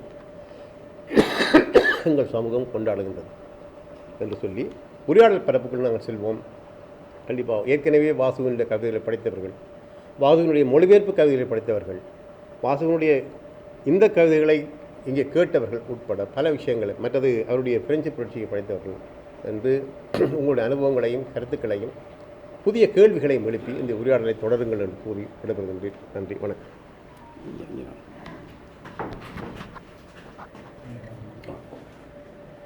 இவ்வளவு நேரம் எங்களுடன் பொறுமையாக இருந்து சிறப்பான முறையில் இந்த கூட்டத்தை தொடக்கி நடத்தி தந்த எங்கள் குருநாதர் திரு சோ பத்மநாதன் அவர்களுக்கு நன்றியை கூறி, உண்மையிலே ஒரு விடயத்தை குறிப்பிட வேண்டும். இப்போ திரு கண்ணாரன் குறிப்பிட்டது போல வெளிநாடுகளிலிருந்து இருக்கக்கூடிய பொக்கிஷங்களாக இந்த கவிதைகள், நாவல்கள், சிறுகதைகள் என்பவற்றோடு நாடகங்களையும் நாங்கள் குறிப்பிட வேண்டும். இங்கே நாடக தம்பதியினர் வந்திருக்கிறார்கள். ஒவ்வொரு வருடமும் திட்டமிட்டு இங்கே வந்து எங்களோட மாணவரோடு சந்திப்பார்கள், புத்தகங்களை போடுவார்கள், அளவலாகுவார்கள், நாடகங்களை பார்ப்பார்கள். அன்றைக்கும் வந்த உடனேயே பல்கலைக்கழகத்துக்கு ஓடி வந்து விட்டார்கள் அங்கே நடைபெற்ற மணிமேகலை நாடகத்தை பார்ப்பதற்காக. அது இங்கிலீஷ், சிங்கள மெக்கண்டர் என்பவர் ஆங்கிலத்தில் ஒரு வியாக்கியானப்படுத்தப்பட்ட மணிமேகலை நாடகத்தை தமிழிலே எங்களுடைய நவதர்ஷினி என்கின்ற தலைவர் துங்கலத்துறை தயாரித்திருந்தார்கள். சிறப்பான முறையிலே இந்த அமுத சுரபி என்பது இங்கே முள்ளுவைக்கால் காஞ்சியாக வியாக்கியானப்படுத்தப்பட்டது. இங்கே சாரிகளை பெண்கள் கட்டிக்கொண்டு அது கூடாரமாக காட்சிப்படுத்துவார்கள். மிக சிறப்பான முறையில் நடத்தப்பட்ட நாடகம் இன்னும் சந்தர்ப்பம் வந்தால் நீங்களும் பார்க்க வேண்டும் என்று கூறி, அந்த நாடக தம்பிகளும் எங்களுக்கு பொக்கிஷங்களை கொண்டு வருகிறார்கள் என்ற விடயத்தையும் குறிப்பிட்டு, இப்பொழுது ஏற்புரைக்காக அன்புடன் திரு கவிஞர் வாசுதேவன் அவர்களை அன்புடன் அழைக்கிறேன்.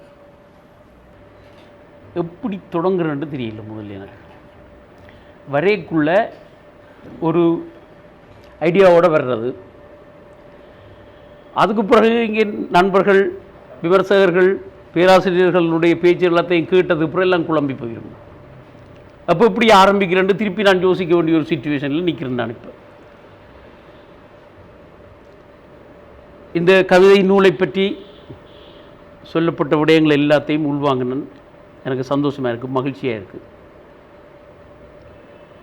இதில் நான் என்ற ஒரு தீம் ஒன்று முக்கியமாக முன்வைக்கப்பட்டது. நான் என்றால் என்ன?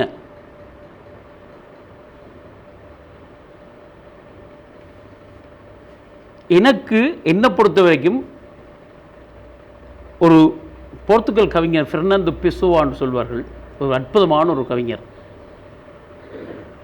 அவர் இறந்து ஒரு 100 வருஷத்துக்கு பிறகு தான் அவரே ஒரு பெரிய கவிஞர்ன்றதை கண்டுபிடிச்சாங்க. அண்ட் அவருடைய சூட்கேஸுக்குள்ளே எக்கச்சக்கமான கவிதைகள் பாதியை திண்டு போயிடுச்சு, புழுக்களும் அதுக்கும் இதுக்கும். அவர் சொன்னார்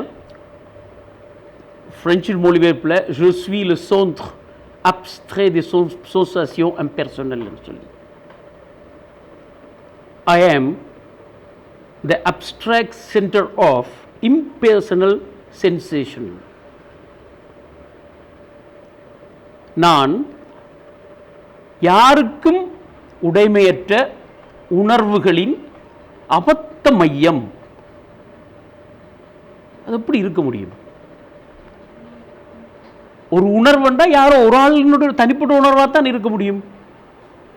ஆனால் அவர் சொல்றார், இல்லை, என்னுடைய உணர்வு யாருக்குமே சம்பந்தம் இல்லாத உணர்வு, அது என்னுடைய உணர்வும் இல்லை, நான் அந்த உணர்வுகளினுடைய அபத்தமான மையம்.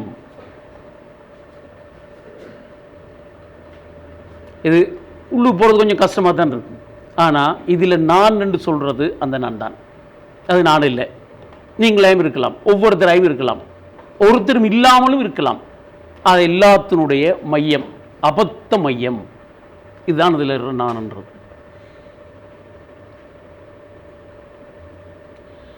இதுக்குள்ள வர்ற கவிதைகள் நான் ஒரு என்னுடைய மொழிபெயர்ப்பு தொழிலை செய்து கொண்டிருப்பேன். நான் சில நேரத்தில் ஒரு நாளைக்கு 10 மணித்தியாலும் வேலை செய்வேன். ஃப்ரான்ஸில் டெக்ஸ்காரன் கேட்டுன்னு இருந்தால் பிள்ளை அப்படி செய்துன்ற கேட்கல வந்து என்னுடைய பெரிய ஸ்க்ரீனில் வந்து ஒரு பாதியில் தான் என்னுடைய வேலை நடந்துருக்கும், டைப் பண்ணி கொண்டிருப்பேன். மற்ற பாதியில் ஏதாவது ஓடிக்கொண்டே இருக்கும், எந்த நேரம் பார்த்தாலும் ஏதாவது ஓடிக்கொண்டே இருக்கும். எனக்கு மொழிபெயர்க்கிறது மட்டும்தான் செய்யணும்னா இப்போயோ தொழில் விட்டு ஓடி இருப்பேன். பக்கத்து குட்டி திரையில் யூடியூப்லேயோ ஏதோ ஒரு டாக்குமெண்ட் ஒன்று போய்கொண்டிருக்கும். அதில் அடிக்கடி கவிதை கேட்பன், பாட்டு கேட்பன், ஏதாவது நடந்துகிட்டே இருக்கும். இங்கே மொழிபெயர்ப்பு நடந்துட்டுருக்கும். இப்படி நான் உள்வாங்குகிற உணர்வுகள் என்னுடைய, உண்மையை சொல்ல போனால் என்னுடைய தனிப்பட்ட அக நெருக்கடிகள், என்னுடைய இருப்பை பற்றி எனக்கு இப்போ ஒரு 61 வயது முடிஞ்சது. எனக்கு இனி என்னுடைய இருத்தனுடைய அர்த்தம் என்னன்றதை பற்றிய கேள்வி கூர்மை அடைகிற காலம் ஒவ்வொருத்தருக்குமே அப்படித்தான். என்ன நடந்தது? ஒரு 2 இடைவெளி, பிறப்பொன்றொரு ஆரம்பம், இறப்பொன்றொரு முடிவு. இது 2க்கும் இடையில இருக்கிற இந்த குட்டி இடைவெளிக்குள்ள என்ன நடக்குது? இதில் என்ன நடக்குது? என்ன அர்த்தம் இதுக்கு?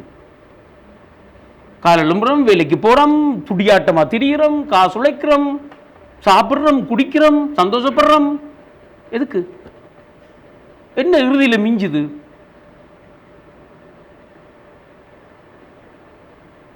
அதான் ஒப்பாரி. அதுதான் ஒப்பாரி. அது நீங்கள் ஒப்பாரி என்ற ஒரு கவிதை ஒன்று இருக்கிறதுக்குள்ள, அதை நீங்கள் ஆழமாக வாசித்து பார்த்தீங்கன்னா உங்களுக்கு தெரியும். ஏன் அந்த கவிதைக்கு நான் இந்த தொகுப்புக்கே ஒப்பாரி என்று பேர் வச்சு நான். இது தனியாக அந்த கவிதை மட்டுமல்ல ஒப்பாரி. இது வந்து ஒவ்வொரு நான் சொல்றது ஒரு மனித வாழ்க்கைக்கான ஒப்பாரி.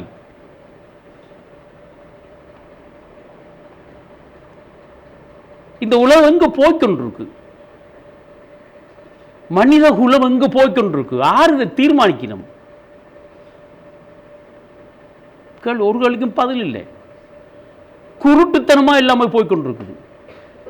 எல்லாம் அழிவுப்பாதையை நோக்கித்தான் போய்கொண்டிருக்கு என்று தெரிஞ்சிருந்தும் எல்லாரும் அழிவுப்பாதையை நோக்கித்தான் போய்கொண்டிருக்கிறோம். யாராலும் தடுத்துட முடியாது. பிளாஸ்டிக் ரோட்டா கிடக்கடாப்பா, பிளாஸ்டிக் புறம்பா போடுங்கடா. அங்க முத்தவள்ளியில பார்த்தா பிளாஸ்டிக் அப்படி கொள்ளையா கிடக்கு. இது எப்படி சாத்தியம்? இது அப்ப நான் ஒன்று உள்ளுக்கு வாங்க இல்லை. இன்னும் இவ்வளவு ஆபத்தான விஷயம் அது. நாங்க இந்த பூமியில வாழ போறோம். எங்களோட பிள்ளைகள் வாழத்தானே போகணும், பிள்ளைகள் வாழத்தானே போகணும். எந்த பூமியில வாழ போகணும்? அபத்தமான உலகம், எதையுமே உள்வாங்காத ஒரு உலகம். இன்றைக்கு 100 ஆண்டுகளுக்கு முதல்ல மனிதன் இருந்த சந்தோஷம் இன்றைக்கு இல்லை மனிதனுக்கு.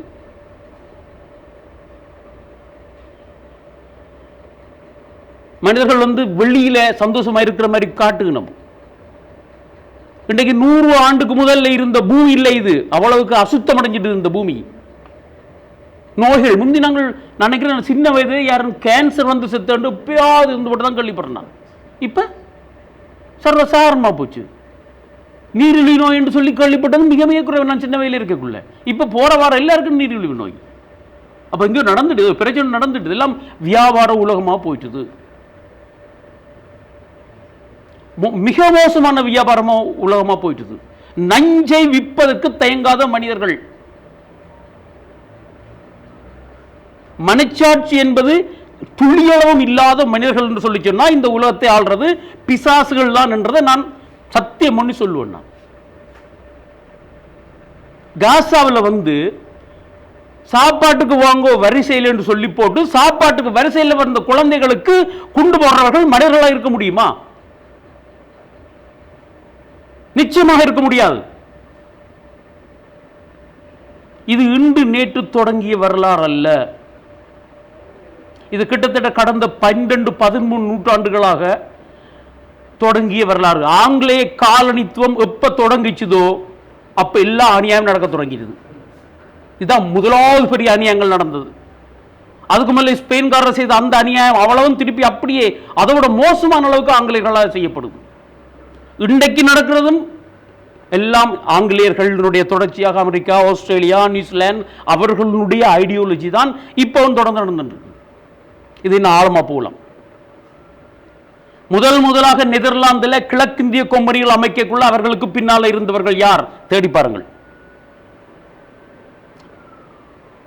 13ஆம் நூற்றாண்டுல வந்து இங்கிலாந்துல இருந்து கலைக்கப்பட்ட யூதர்கள் வந்து போய் தஞ்சமடைந்த இடம் வந்து ஸ்பெயின். ஸ்பெயின்ல இருந்து திருப்பி கலைக்கப்படக்குள்ள யூதர்கள் போய் தஞ்சமடைந்த இடம் வந்து நெதர்லாந்து. நெதர்லாந்தில் முதலாவது பெரிய கம்பெனி உருவாக்கப்படுது, கிழக்கிந்திய கம்பெனி. தனிப்பட்ட அரசுக்கான கம்பெனி அல்ல, அது தனிப்பட்ட கம்பெனி. அதுக்கு அடுத்து 1600ஆம் ஆண்டு அல்ல 602ஆம் ஆண்டு 17ஆம் நூற்றாண்டு ஆரம்பத்தில் 2வது கிழக்கு இந்த கம்பெனி ஆரம்பிக்கப்படுது லண்டன்ல சிட்டியில. அவர்கள் இந்த உலகத்தை பிச்சு புடுங்கி நாசம் பண்ணவர்கள் இந்த 2 கம்பெனியும். இது நாங்கள் தேடி பார்க்கணும். எங்க என்ன நடக்கின்றது தேடி பார்க்கணும். நாங்கள் சம்பந்தம் இல்லாத ஒரு விடயத்துக்குள்ள வர வேண்டிய தேவை இருக்கு எனக்கு. இப்ப 17ஆம் நூற்றாண்டுல எப்பவும் இந்த யூதர்கள்ட்ட ஒரு இதன் இருந்தது என்னன்னு சொல்லி சொன்னால் அவர்கள் வந்து கலைச்சி விட்டதுக்கு பிறகு கலைத்து விட்டார்களா அல்லது இவர்களே போனார்களான்னு தெரியாது. 70ஆம் ஆண்டுல ரோமர்கள் வந்து அவர்களுடைய கோயிலை உடைச்சதுக்கு பிறகு சேதப்படுத்தினதுக்கு பிறகு இவர்கள் வந்து முதல்ல இவர்கள் பபிலோனுக்கு போய் வந்த கதையெல்லாம் பேர் அது இது பிறகு நடந்த கதை. இவர்கள் வந்து மேற்கு நோக்கி நகர்கணும், கிழக்கு நோக்கி. அப்ப இஸ்லாம் இல்லை. 70ஆம் நூற்றாண்டுக்குள்ள கிறிஸ்தவ மதமும் வந்து வடிவாக பரப்பப்படவில்லை. அது 313ஆம் ஆண்டு துருக்கியில நிசை என்ற இடத்துல ஒரு மன்னனுடைய ஒரு என்னது கான்ஸ்டன்டைனால உருவாக்கப்பட்ட ஒரு சதித்திட்டத்தின்படி தான் இந்த உண்மையான கிறிஸ்தவம்ன்றது வேற விஷயம். இது ஒரு சர்ச் உருவாக்கப்படுது. தவறு இருந்தால் மன்னிச்சுக் கொள்ளுங்கள். அதுக்கு பிறகு இந்த 1700ஆம் ஆண்டுக்கு கொஞ்சம் முதல்ல சபத்தா ஜுவை என்ற ஒருத்தர் சொல்றார், நான் தான் இதுவரைக்கும் நீங்கள் காத்திருந்த மெசியா.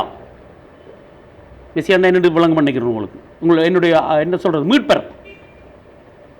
அவர் சொல்லி அவர் ஒரு புதிய ஒரு சமூகத்தை உருவாக்குறார், ஒரு யூத சமூகத்தை. சபத்தா ஜெவி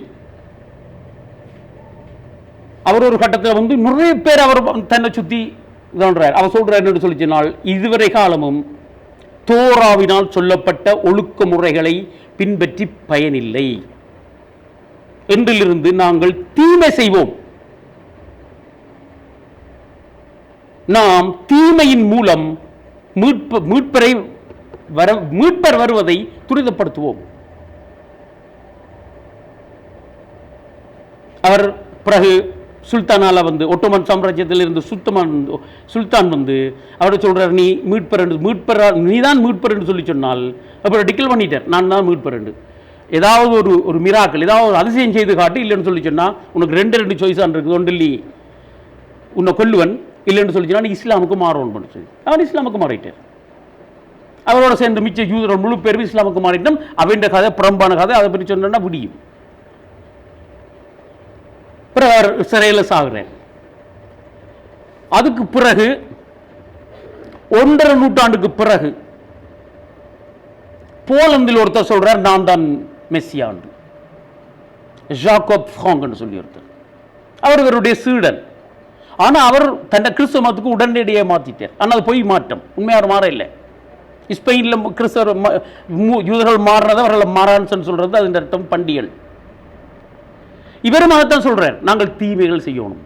எவ்வளவுக்கு தீமை செய்கிறோமோ அவ்வளவுக்கு அவ்வளவு நாங்கள் எங்களுடைய மீட்பரை மிக விரைவில் கொண்டு வரலாம்னு சொல்லி, அதான் எங்களோட வெற்றின்னு சொல்லி. உங்களுக்கு வேணா அந்த பேரை என்னுடைய வாட்ஸ்அப்பில் வேணா இரவுக்கு முழு பேரையும் போட்டு இதில் ஃபேஸ்புக்கில் போட்டு விடுறோம், தேடி பாருங்க. இப்பெல்லாம் அறிவுன்றது சாதாரண விஷயமாக போச்சு. இன்றைக்கு தேட ஆர்வம் உள்ளவர்களுக்கு வடையவளைகளுக்கு 46 விதமானவர்கள். ஆனால் இவர்களுக்கு ஐபெக் என்று சொல்லி அங்கே ஒன்று இருக்குது. என்ன அசோசியேஷன் இஸ்ரேலியன் ஏதோ ஒன்று, அமெரிக்கா இஸ்ரேலியன் அசோசியேஷன் ஒன்று இருக்குது, ஐபெக்னு சொல்கிறது. இவர்களுக்கு அங்கே இருக்கிற எவாஞ்சலிஸ்ட், புரொட்டஸ்டன்ட் எவாஞ்சலிஸ்ட் முழு பேரும் சரியான சப்போர்ட். ஆகவே அமெரிக்க செனட் சபையில் இருக்கிற 46 விதமானாக்கள் வாக்கு 10 சொல்லிச்சுன்னா மிச்சாக்களுக்கு காசு அள்ளி கொடுத்து வாக்கு வாங்கிடுறாங்க. எல்லா அமெரிக்க பிரசிடென்ட்டும் இந்த ரகசிய அமைப்புகளுக்கு அடிமைகள். இன்றைக்கு காசாவில் என்ன நடந்துன்றத என்ன உலகம் முழுக்க கொதிச்செழுது, உலகம் முழுக்க கொதிச்செழுது. எல்லா நாடுகளிலும் இது நடக்குது. இலங்கையில் அவ்வளோ பெருசாக நடக்கிறது இல்லைன்னா தெரியல. ஆனால் அவளை கண்டெடுக்கவே இல்லையே. ஒரு விதமான சட்டையும் செய்யலையே. நீங்க உங்களை ஹிட்லர் போட்டு படுத்தின பாடெல்லாம் மறந்துட்டீங்களா? மிகப்பெரிய ஆச்சரியமான விஷயம் இல்லையா அது? இதில் எல்லா மீடியாக்களும் அதிகாரத்தின் கையில் இருக்கு. அப்போ மீடியாக்கள் எதையுமே வெளிப்படுத்துறது இல்லை. நாங்களா தேடி செய்திகளை கண்டால் ஒழிய எந்த மீடியாவிலும் நாங்கள் எதையுமே காணப்போவதில்லை. இவ்வளவு பெரிய துன்பியலுக்கு பக்கத்தில் இந்த சின்னஞ்சிறு இடத்துல நாங்கள் இந்த கவிதைகளை பேசிக்கொண்டிருக்கிறோம். இது எங்களுக்கு கிடைச்ச ஒரு பெரிய சுதந்திரம் என்று தான் சொல்லணும். சுதந்திரம் என்ன சாதாரண சுதந்திரம் இல்லை, இது பின்னும் பெரிய சுதந்திரம். இது இதே பேச்சை நான் பிரெஞ்சு மொழியில் பிரான்ஸில் 2 பேசணுன்னா என்ன பிரிசன், நான் டிரெக்டாக பிரிசன் போயிடுவேன். நான் டிரெக்டாக பிரிசன் போயிடுவேன், அள்ளிக்கொண்டு போயிடுவாங்க. அது மட்டும் இல்லை, என் பேரை எடுத்து வச்சு என் பிள்ளைகள பேரை லிஸ்ட்டில் போட்டு வச்சுருவாங்க. சும்மா விளையாட்டு இல்லை அது. ஜனநாயகம் இந்த உலகத்தில் எங்கேயுமே இல்லையா, அதெல்லாம் பச்சை பொய் ஐயா. நாங்கள் ஜனநாயகம் பேசணுன்றது போல அந்த என்ன சொல்கிறது ஒரு மடத்தினம் ஒரு ஒன்றுமே கிடையாது. இப்படி சொல்லி தானே எங்களை எல்லாரும் நாசம் பண்ணி போனாங்க. நாங்கள் ஜனநாயக வழியில் போவோம். ஜனநாயகம் என்ன ஜனநாயகம்? எங்கே இருக்குது ஜனநாயகம் உலகத்தில்? நேம் போர்டில் மட்டும்தான் ஜனநாயகம் இருக்குது. இதை சொல்லித்தான் நில்லு, அங்கால வை, அது அங்கால வை, ஜனநாயக வழி நாசமாக போனாங்க. இதில் இந்த புத்திஜீவிகள் இருக்கணுமல்லோ, இதுதான் மோசமான ஆக்கள், படுமோசமான ஆக்கள். ஏன்னா தங்களை புத்திஜீவிகள் காட்டுறதுக்காகவே ஜனநாயகவாதியாக காட்டிக்கொள்ளணுமா? ஜனநாயக வழியில் போங்க. என்ன ஜனநாயக வழி? எங்கே இருக்குது ஜனநாயகம் உலகத்தில்?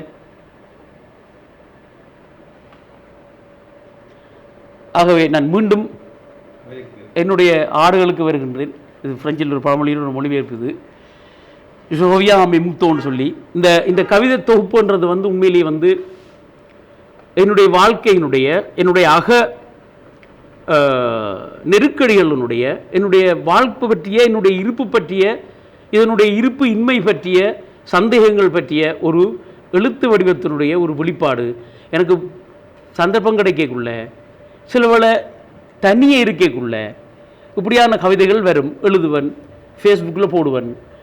போட்டுட்டு அப்புறம் ஒரு நாள் இது எல்லாத்தையும் தொகுப்போம்னு சொல்லி தொகுத்து, உண்மையிலேயே தொகுப்பை வெளியிட வேண்டாம் எனக்கு உண்மையாக விருப்பம் இருக்கே இல்லை. கருணாகரன் தான் என்னை ஃபோர்ஸ் பண்ணார். இல்லை அது கருணாகரன் யாராவது வாசித்து போட்டு அப்புறம் ஒரு நாளைக்கு பார்ப்போம்னு சொல்லி, இல்லை அது செய்யத்தான் போகணுமெண்டு அதோட இந்த இதுக்கு முடிவு எடுத்தினான். நான் முதலாவது கவிதை தொகுப்பு நான்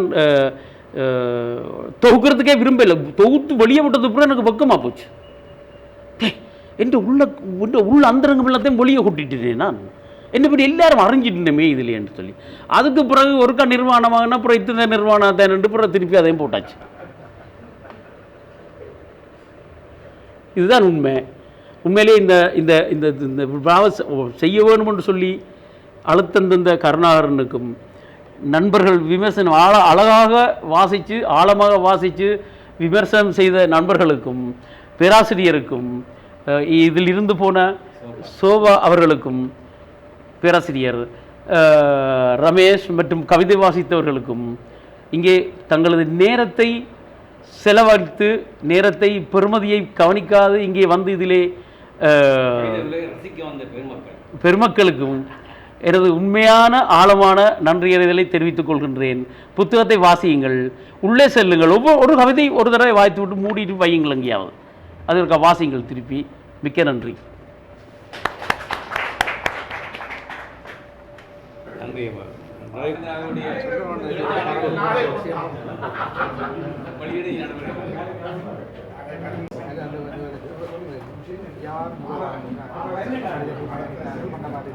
ஓகே ஓகே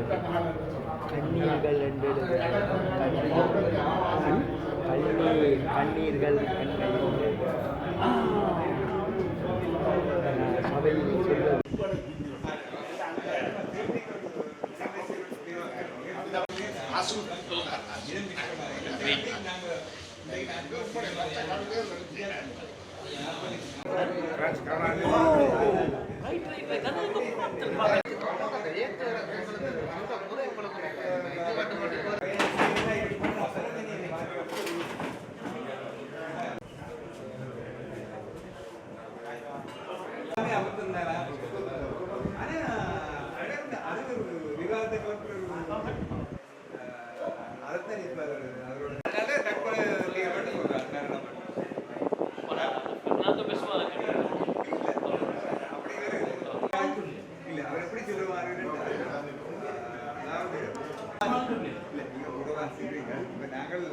அவரும் வாசிட்டு வேறொரு விதமா அவர் என்ன ஒரு